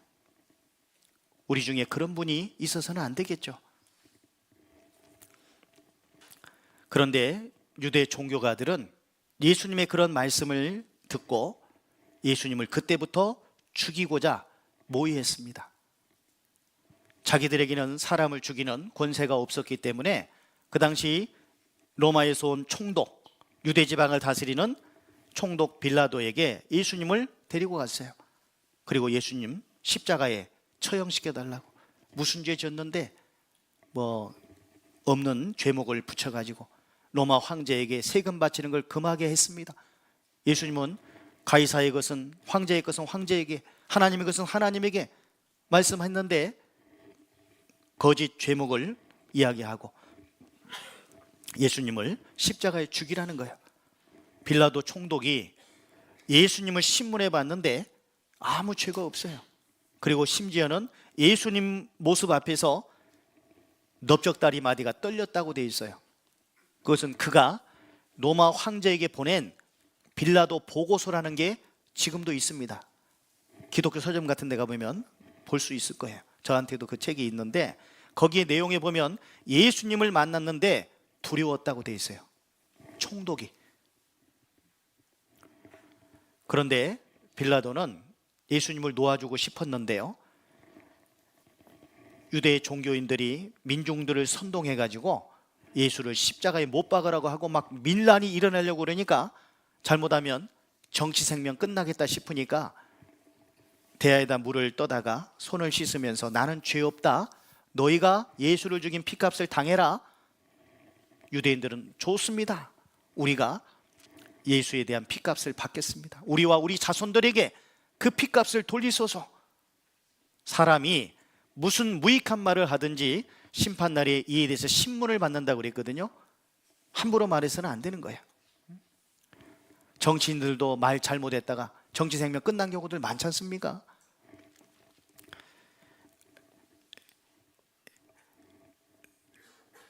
자, 그래서 여기 마태복음 27장 22절에 보면 빌라도 총독이 가로되 그러면 그리스도라 하는 예수를 내가 어떻게 하랴? 저희가 뭐라고 그랬어요? 십자가에 못 박혀야 하겠나이다. 십자가에 못 박혀야 하겠나이다. 빌라도는 그래도 유대인의 명절인 유월절이라는 게 있어요.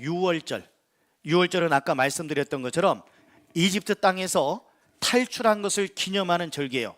유월절이라는 것은 넘을유, 넘을월, 재앙이 넘어갔다, 이것을 기념하는 절기예요. 우리나라 8.15 광복절에도 죄수를 놓아주는 전례가 있죠? 그죠? 전례라기보다는 죄수를 놓아주죠. 특별 사면으로. 이스라엘에도 유월절에는 죄수를 놓아주는 전례가 있어요.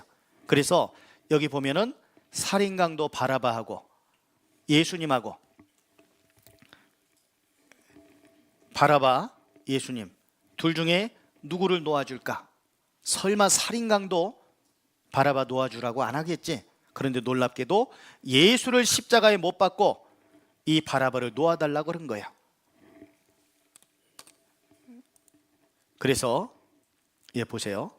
백성이 대답하여 가로되 그 피를 우리와 우리 자손에게 돌릴지어다.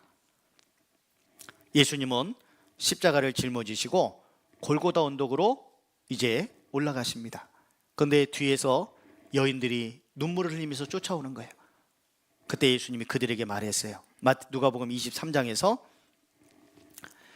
또 백성과 및 그를 위하여 가슴을 치며 슬피 우는 여자의 큰 무리가 따라오는지라. 예수께서 돌이켜 그들을 향하여 가라사대 예루살렘의 딸들아 나를 위하여 울어라. 울지 말고 누구를 위해서 울어라? 너희와 너희 자녀를 위하여 울라. 왜요? 보라 날이 이르면 사람이 말하기를 수태 못하느니. 수태 못한다는 건 뭐예요? 임신하지 못하느니. 그리고 해산하지 못한 배. 임신을 했지만 애를 낳지 못하는 경우도 있죠. 또 애는 낳았지만 젖이 안 나오는 경우가 있어요. 여인으로서 어떻게 보면 조금 불행한 그런 모습이지만은 오히려 수태 못하느니, 임신하지 못하는 여인, 해산하지 못한 여인, 그리고 먹이지 못한 젖이 복이 있다. 이유가 뭐예요? 예수님을 죽인 사람들이 살아있을 때 로마가 쳐들어왔습니다. 완전히 이스라엘을 다 초토화시켰어요. 그리고 그때 로마 군병들이 임신한 여인들을 임신했는데 배를 창으로 찔러 죽이고 칼로 찔러 죽였어요. 엄마와 아이를, 태아를 함께 죽인 거예요. 젖먹이는 자식을 뺏어가지고 땅바닥에 내동댕이 쳐서 죽였습니다. 이런 일이 있을 것이기 때문에 오히려 수태 못하느니 해산하지 못한 배, 먹이지 못한 젖이 복이 있다, 이렇게 말씀을 한 거예요. 그래서 그 이후 이스라엘 민족은 예수님을 죽인 사람들이 살아있을 때부터 계속해서 환난을 받게 됩니다. AD 70년 예수님 죽인 사람들이 살아있을 때입니다. 로마 타이터스 장군에 의해서 예루살렘이 멸망당했고 세계 102개 나라로, 전 세계 102개 나라로 이산됐어요. 완전히 흩어져 버렸습니다. 자기네 따라서 땅에서 살지 못하고 흩어진 거예요. AD 313년에 밀라노 칙령에 의해서 유대인 살해가 공인됐어요. 원래 로마라는 나라는 다신교 국가입니다. 태양신을 가장 큰 신으로 섬기던 국가였는데 로마 황제 콘스탄틴 황제 때 갑자기 기독교 국가로 바뀌었어요. 이유는 꿈에 십자가 깃발을 앞세우고 나가서 승리를 하게 됩니다. 콘스탄틴 황제가. 이교도들은 꿈이나 이런 것들을 신봉해요. 꿈 꾼 거, 돼지 꿈 꾸면 어디 가죠? 복권 사러 가고 그러지 않습니까? 꿈을 신봉해요. 그런데 십자가 깃발을 앞세우고 나가서 승리하니까 갑자기 기독교 국가로 바뀐 거예요. 황제가 기독교인이 되니까 신하들은 어떻게 되겠어요? 다 기독교인이 돼버린 거예요. 믿음이 있어서 기독교인이 된 게 아니라 그냥 무늬만 기독교인이 되었고, 거기서 이제 건물 형식의 틀을 갖추고 이제 국가와 종교가 결탁을 하게 된 겁니다. 그렇게 시작하게 된 거예요. 가짜 기독교가 하나 만들어진 거예요. 그런데 그 가짜긴 가짜지만 그들이, 유대인들이 예수님을 죽였기 때문에 밀라노 칙령에 의해서 유대인 살해가 공인됐습니다.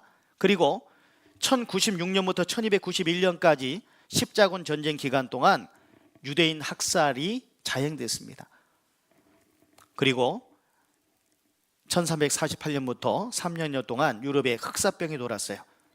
주위에서 옮겨지는 페스트라고 하는 이 병으로 인해서 유럽 인구의 4분의 1이 죽임을 당합니다. 그런데 유대인들은 까딱이 없어. 유럽 인구의 4분의 1이 죽어가는데 유대인들은 안 죽어. 왜 그럴까요? 유대인들은 위생관념이 철저합니다. 어디 다녀오면 손 씻고, 음식 먹기 전에 손 씻고, 화장실 갔다 오면 손 씻고. 요즘 그러잖아요. 화장실에서 용변 보고 그대로 탁 누르면은 된다, 안 된다?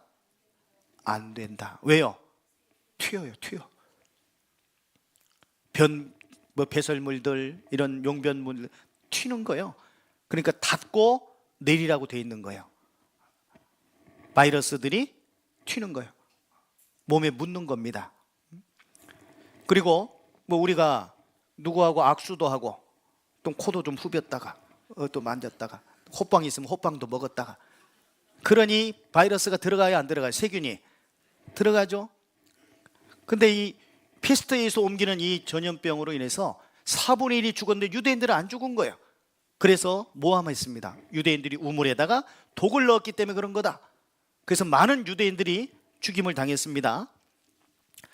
그리고 1648년부터 58년까지 폴란드 러시아 전쟁 중에도 40만 명이 학살당했어요. 2차 세계대전 중에 몇 명이요? 600만 명이 대량 학살당했습니다. 600만 명이나.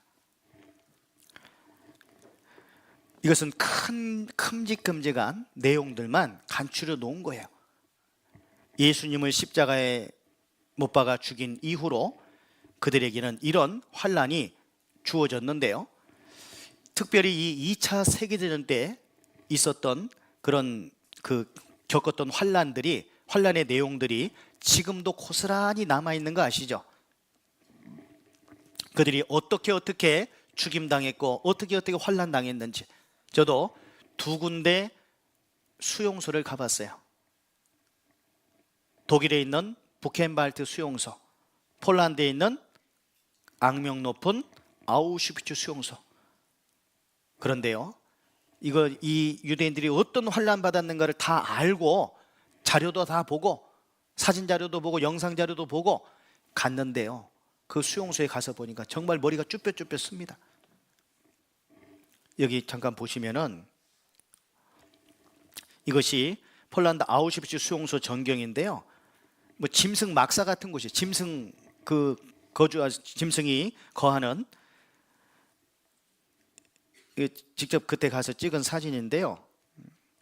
여기는 독일의 부켄발트 수용소, 도망 못 가도록 고전압이 흐르는 철조망이 들이워져 있습니다. 6,000볼트나 되는, 이렇게 아까 그런 곳에서 이렇게 짐승처럼 지냈는데요. 지금도 이게 그대로 남아 있습니다. 예수 그리스도를 배척한 결과 이러이러한 형벌 받을 것이 예언이 돼 있었거든요. 온 세상에 흩어지게 될 것이다.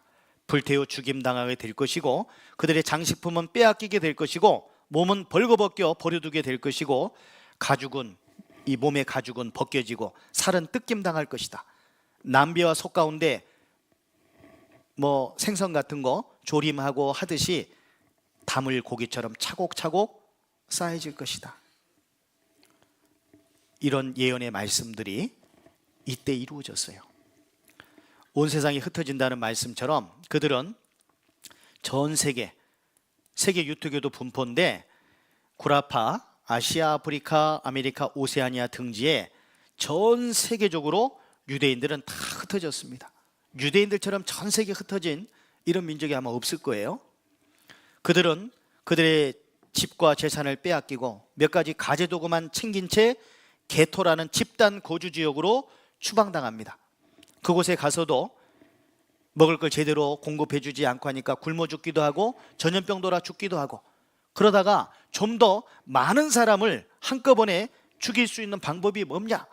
그렇게 해서 고안에서 만들어진 게 수용소예요. 유럽 전역에 많은 수용소들이 만들어졌어요. 그들은 이제 열차를 타고 수용소로 가는 겁니다. 이곳은 지금의 모습이에요. 지금은 관광객들이 아우슈비츠 수용소 가서 유대인들이 어떤 환란을 겪었는가를 보고 있는데, 과거에 이렇게 했습니다. 한 번 들어가면 나올 수 없는 곳. 사람들을 이제 모아놓고 분류를 합니다. 금방 죽일 사람, 살릴 사람. 살릴 사람은 어떤 사람이에요? 생체 실험용으로, 그리고 사역을 시키는 용으로 살려두고, 금방 죽게 된 사람들은 바로 직결 처형해 버립니다. 이 아이들도 이렇게 이런 대우를 받았고요. 불태워 죽임당한다. 이 가스실에서 여기 원래 가스실은 아니고 이제 그 샤워실이죠. 먼 거리를 오느라고 고생했고 땀도 나고 할 테니까 목욕하고 너희들이 가고자 하는 데 보내줄게. 그래서 가방에다가 가고 싶은 곳에 주소를 써라. 그걸 다 차곡차곡 모아놨어요. 그런데 주인에게로 돌아가지 않았죠. 여기서 물이 나오는 게 아니라 살상용 가스, 지글론비라고 하는 가스가 지금도 남아있는 거예요. 그러니까 찍어온 거예요. 거기서 죽어간 사람들이 벽을 긁었어요. 그 고통 속에서 그들이 생을 마감한 가스실 벽에는 손톱 자국들이 남아있는 거예요. 천정 위까지. 먼저 죽은 사람들을 짓밟고 올라가서 힘센 사람들이 천정 위까지 손톱 자국을 남기고 죽었습니다. 그들이 이렇게 죽어간 모습을 그린 거예요. 그 당시 진짜 모습인 겁니다. 이게 그냥 상상도가 아니에요. 상상화가 아닙니다. 이렇게 죽어갔어요.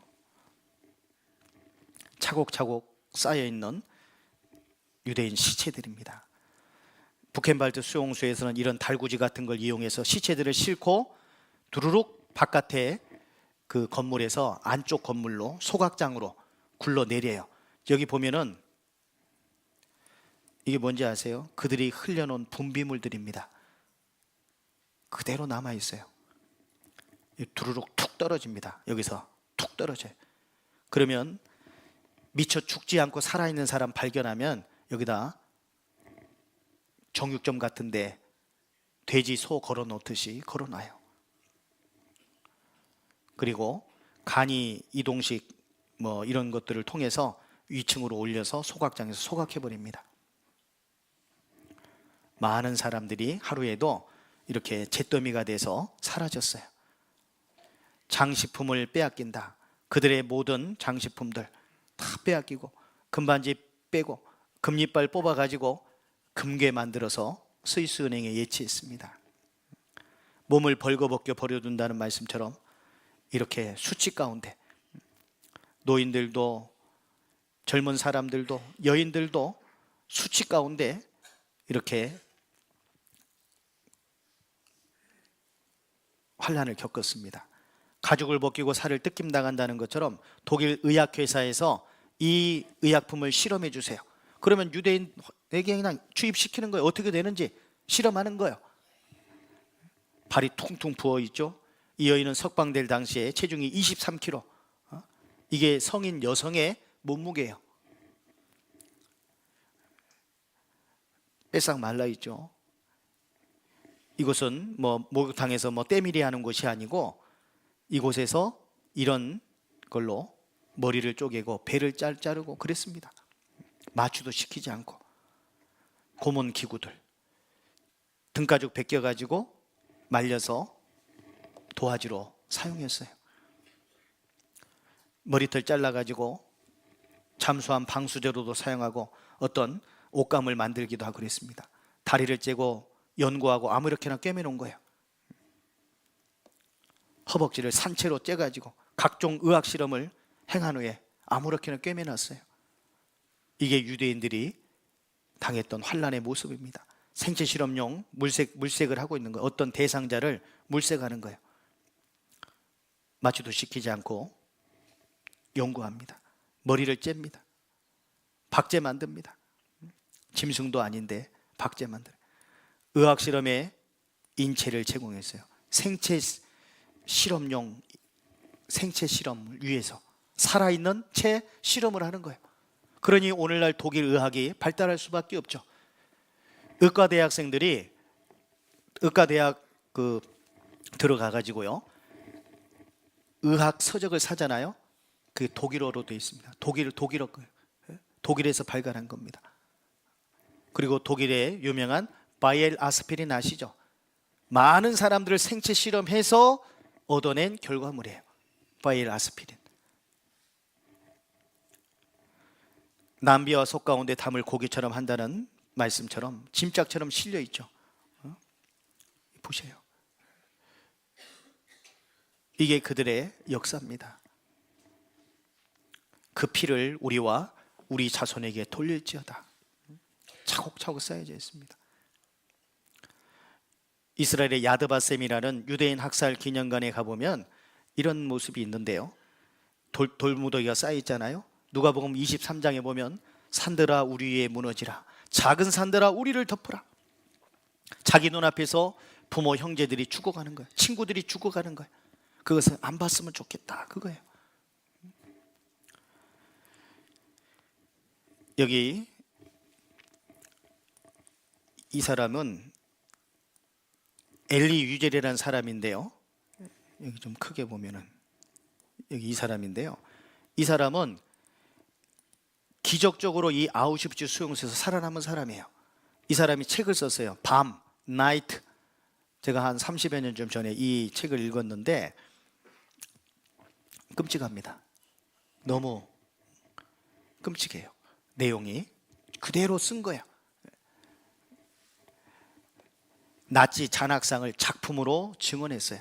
이 내용 중에 보면은 자기 이제 연합군들이 진격해서 독일군들이 남은 포로들을 데리고 이제 이동을 하는데 뒤에 처진 자들은 다 쏴 죽여버립니다.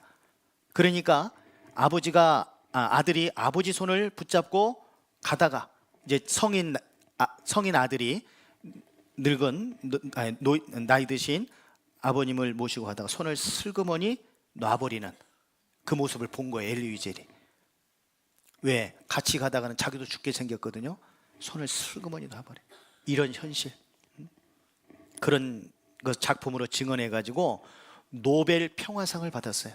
보통 작품 쓰면 여기 책을 쓰면 문학상을 받아야 되는데 노벨 평화상을 받았습니다. 이 소녀가 정말 너무너무 공포 가운데 있는 모습들 이런 걸 보여주고 있는 거죠. 자, 여기 영상을 한번 보면은요.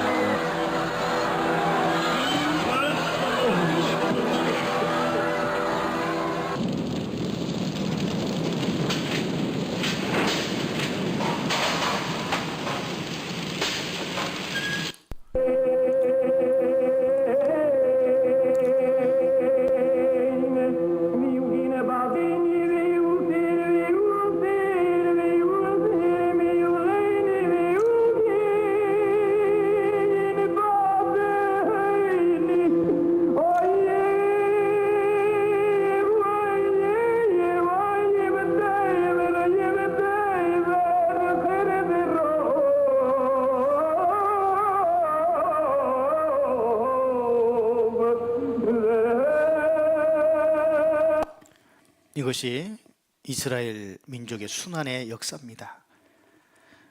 이스라엘 민족의 환난에 대한 예언의 말씀이 있는데 그들을 하나님께서 열방 중에 전 세계에 흩을 것이다. 그래서 흩어졌어요. 전 세계. 칼을 빼어 그들의 뒤를 따르게 하겠다. 가는 곳곳마다 학살과 저주를 당하게 되었고 그들의 땅은 그들이 쫓겨난 이후에 그들의 땅은 황무하게 되고 도시들은 다 무너져서 황폐하게 되었어요. 약 1900여 년 동안. 이렇게 말씀되어 있죠. 여기 보면 레위기 26장 33절에 내가 너희를 같이 읽어볼까요? 열방 중에 흩을 것이요 내가 칼을 빼어 너희를 따르게 하리니 너희의 땅이 황무하며 너희의 성읍이 황폐하리라.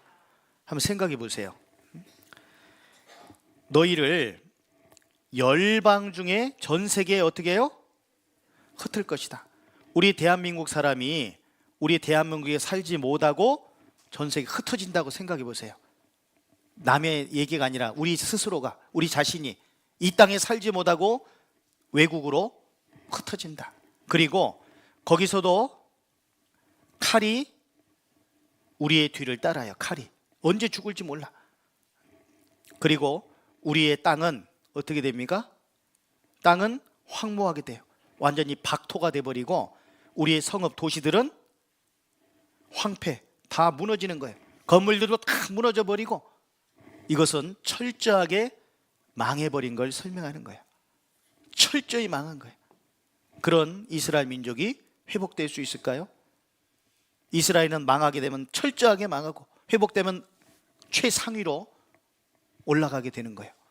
순종하면 그렇게 되고 불순종하면 그렇게 된다고 하나님께서 이스라엘 민족을 통해서 약속하신 것처럼 그렇게 되는데, 이스라엘 민족은요, 여기 그 환난에 대한 예언에 대한 말씀을 조금 보시면, 너희가 하늘의 별같이 많았을지라도 네 하나님 여호와의 말씀을 뭐하지 아니하므로, 순종치 아니하므로 남는 자가 얼마 되지 못할 것이라.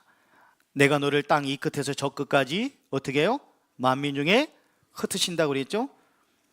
그 열국 중에서 네가 평안함을 얻지 못하며 네 발바닥을 쉴 곳도 얻지 못하고 눈으로 쇠하고 정신으로 산란케 하시리니 네 생명이 의심나는 곳에 달린 것 같아. 자기 생명을 확신할 수 없는 거예요. 사냥꾼의 손에 잡혀진 참새 새끼 마냥 주야로 밤낮으로 두려워하며 내 생명을 확신할 수 없을 것이라. 네 마음의 두려움과 눈에 보는 것으로 인하여 아침에는 이르기를 아하 저녁이 되면 저였으면 좋겠다. 저녁에는 이르기를 아하 아침이 되었으면 좋겠다 하리라. 왜요? 저녁이 되면 춥고 배가 고프니까 빨리 아침이 되기를 바래. 조금의 배급이라도 받아서 연명하려고. 또 아침이 되면 그걸 먹지만 또다시 허기지고 쓰러지면 총살당하고 그렇게 되니까 빨리 또 저녁이 됐으면 좋겠다. 이것이 그들의 현실이었습니다. 에스겔 23장에 보시면 내가 너를 향하여 투기를 발하리니 그들이 분노로 네게 행하여 네 코아기를 깎아버리고, 코아기를 깎아버렸습니다. 남은 자를 칼로 엎드러뜨리며 자녀를 빼앗고 남은 자를 불에 사르고 옷을 벗기고 장식품을 빼앗을지라. 그 말씀대로 됐잖아요. 이 외에도 에스겔 16장에도 나와있고 여러 군데 나와 있습니다. 그리고 예레미야 15장에는 또 이렇게 표현하셨죠. 여호와께서 가라사대 네가 나를 버렸고 내게서 물러갔으므로 네게로 내 손을 펴서 너를 멸하였노니 이는 내가 뜻을 돌이키기에 뭐가 났다? 염증이 났습니다. 이런 표현을 언제 씁니까? 자식이 하도 말을 안 듣면 징하다 징해 그러잖아요. 그죠? 염증이 났다 이렇게 표현하셨습니다. 하나님께서는 이스라엘 민족이 불순종한다고 해서 바로바로 벌 내리시지 않으셨어요. 여기 보시면은 예레미야 7장에 그들이 청종치 아니하며 듣지 아니하며 귀를 기울이지도 아니하고 자기의 악한 마음의 꾀와 강팍한 대로 행하여 그 등을 내게로 향하고, 등을 향했다는 거예요.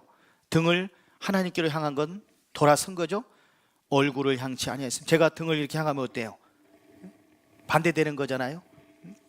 얼굴을 향치 아니하였고 너희 열조 조상들이 애굽 땅에서 이집트 땅에서 나온 날부터 오늘 출애굽 사건 말씀드렸죠. 오늘까지 내가 내 종 선지자들을 너희에게 보내었으되 어떻게 보냈어요? 부지런히 보내었으나 너희가 나를 청종치 아니하며 귀를 기울이지 아니하고 목을 굳게 하여 너희 조상들보다 악을 더 행하였느니라. 하나님께서는 그들이 불순종한다고 해서 바로 벌 내린 게 아니에요. 우리 부모님이 자식이 잘못했다고 바로 매듭니까? 그러지 않죠. 타이르잖아요. 그래도 안 들으면 또 한 번 타이르고, 그래도 안 들으면 더 세게 타이르고, 그래도 안 들으면 매를 들죠.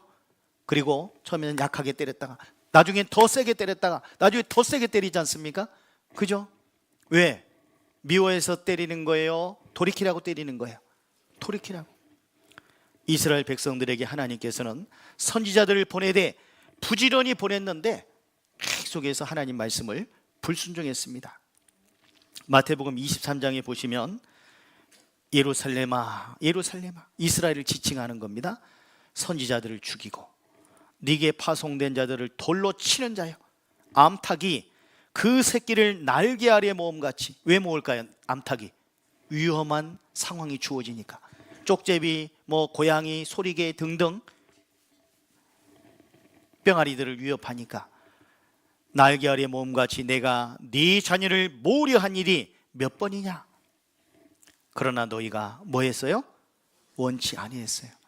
너희 집이 황폐하여 버림받으리라. 계속해서 기회를 줬지만 이스라엘 백성들은 하나님의 말씀을 거역한 겁니다. 하나님 말씀을.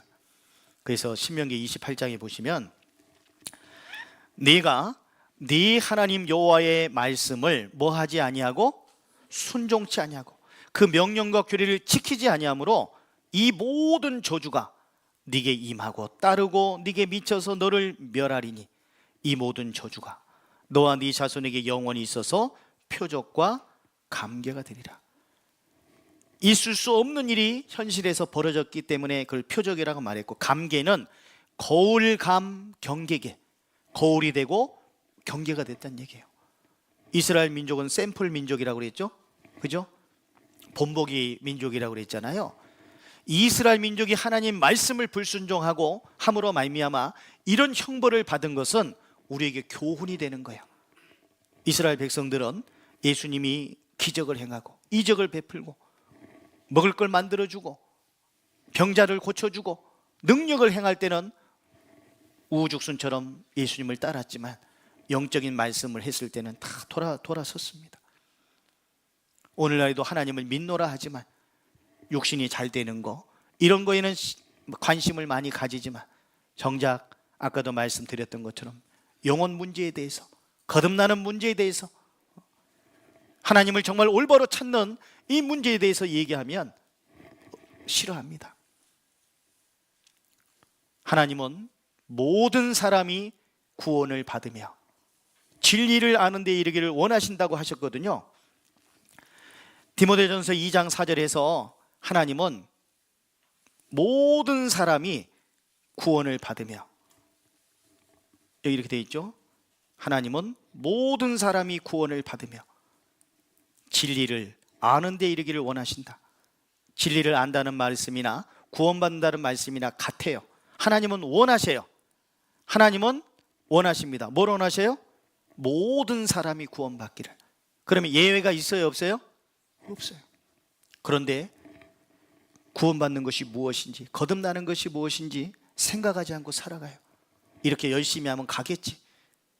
열심히 한다고 되는 게 아닙니다. 근본 타락한 본성을 가진 인생이 스스로 힘으로 선을 행하고 나름대로 남을 돕고 열심히 종교 생활하고 헌금하고 그런다고 해서 죄를 없앨 수 있는 게 아닙니다. 우리가 못하기 때문에 하나님이 도와주셔서 죄 문제를 해결받는 거, 이걸 구원받는다고 그래요. 불이 난 집에서 구조대원이, 소방대원에서 구조를 할 때 내가 잘해서 구조되는 게 아니라 소방대원이 잘해야 구조되는 거예요. 그죠? 바다에서 빠져서 조난당하고 있을 때 수상 전문 요원이 가가지고 그 사람을 건져줘야지 되잖아요. 그죠? 그걸 구조됐다, 구출됐다 이렇게 말하는 거예요. 구원이랑 같은 동료입니다. 그래서 이스라엘 민족은 이렇게 처절하게 처참하게 약 1900여 년 동안 타민족의 압제와 지배를 받았던 거예요. 그런데 놀랍게도 아까 말씀드렸던 것처럼 1948년 5월 14일 날 기적적으로 독립을 한 거예요. 그들이 주권을 빼앗긴 때가 BC 606년 바벨론에 의해서 주권을 빼앗겼어요. 우리나라 고조선 멸망이 언제예요? BC 108년. 이때 고조선이 망했어요. 고조선은 까마득한 옛날이죠. 까마득한 옛날이죠. 그런데 고조선 멸망보다 500여 년 전에 이스라엘은 망했다니까요. AD 70년에 로마에 의해서 전 세계 흩어졌어요. 이스라엘은. 이 당시는 우리나라 삼국시대 고구려 백제 신라가 거의 태동하던 시기입니다. 고구려 백제 신라가 이때 전 세계로 흩어졌는데 1900여 년 만에 돌아올 수 있습니까? 나라를 되찾고 그리고 지금 전 세계에 아주 강대한 나라가 됐잖아요. 그토록 처참한 환란의 역사를 겪었던 민족이 이렇게 될 수 있냐 이 말이에요. 이스라엘 민족의 복받고 저주받는 이 수천 년 동안의 흥망성쇠의 역사는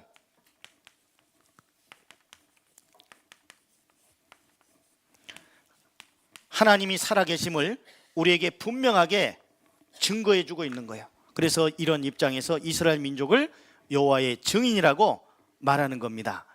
미가서 4장 6절에 보면 같이 읽어볼까요? 여호와께서 말씀하시되 그날에는 내가 저는 자를 모으며 쫓겨난 자와 내가 환난받게 한 자를 모아 그 저는 자로 남은 백성이 되게 하며 멀리 쫓겨났던 자로 강한 나라가 되게 하고.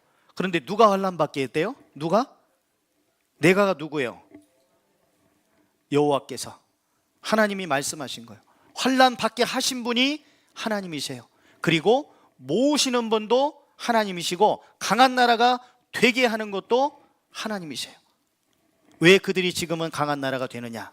하나님이 작정하신 역사의 마지막 때가 가깝기 때문에 그런 거예요. 이스라엘은 놀랍게도 1948년 5월 14일 날 기적적으로 독립했습니다. 그래서 흩어진 민족은 돌아오고 황무하게 된 땅은 회복되고 무너진 도시들도 건축되고 복받기로 약속되어 있었지만 죽음과 저주가 그들의 뒤를 따랐지만 이제는 그들은 강대한 나라가 됩니다. 모든 분야에서. 지금 이스라엘은 검은 글씨로 쓰여진 이런 상황일까요? 파란 글씨로 쓰여진 이런 상황일까요? 파란 글씨로 쓰여진 이런 상황으로 완전히 바뀌었습니다. 완전히 바뀌었어요.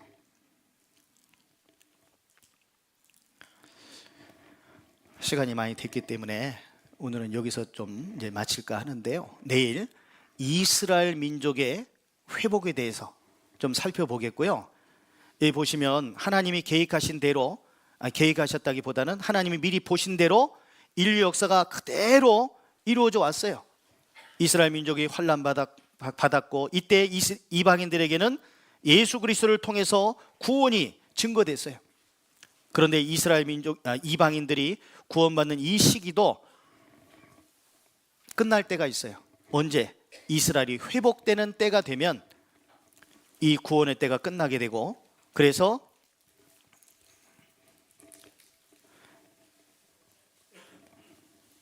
이 기간이 끝나게 되면 이방인들이 구원받을 수 있는 기회도 끝나게 되는 거예요. 환난받던 이스라엘 민족이 회복되게 되면, 이것은 이제 좀 표현하기가 어려워서 옆에다 기록을 했지만은 이방인의 구원이 끝나는 이 시점이 이스라엘 민족의 회복의 시점이에요. 다시 말해서 이스라엘 민족의 회복의 시점이 이방인들이 구원받을 수 있는 기회가 끝나는 시점이라는 걸 알아야 됩니다. 지금은 은혜 받을 만한 때, 지금은 구원의 날이지만 이것이 끝나는 때가 있어요. 그리고 어떤 분들에게는 이번 기회가 마지막 기회가 될 수도 있습니다.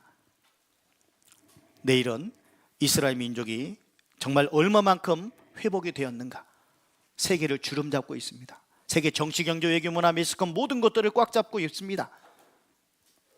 이스라엘은 완전히 회복이 됐어요. 그것이 우리에게 무엇을 의미해 주고 있는지, 그리고 그 후에 되어질 마지막 때에 되어질 일들도 아직 이루어지지 않았지만 이루어질 준비가 다 돼 있어요. 그거에 대해서 내일 좀 더 살펴보고, 정작 중요한 것은 우리의 영혼의 문제입니다.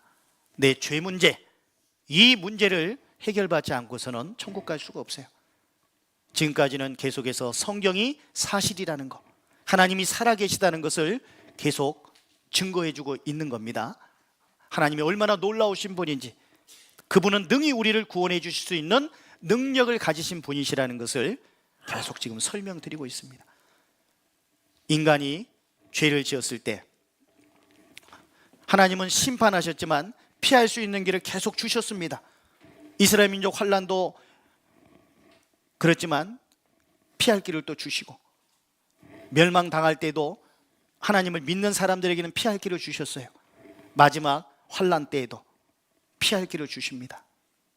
간절히 진리를 사모하는 영혼들 하나님이 분명히 도와주실 거예요.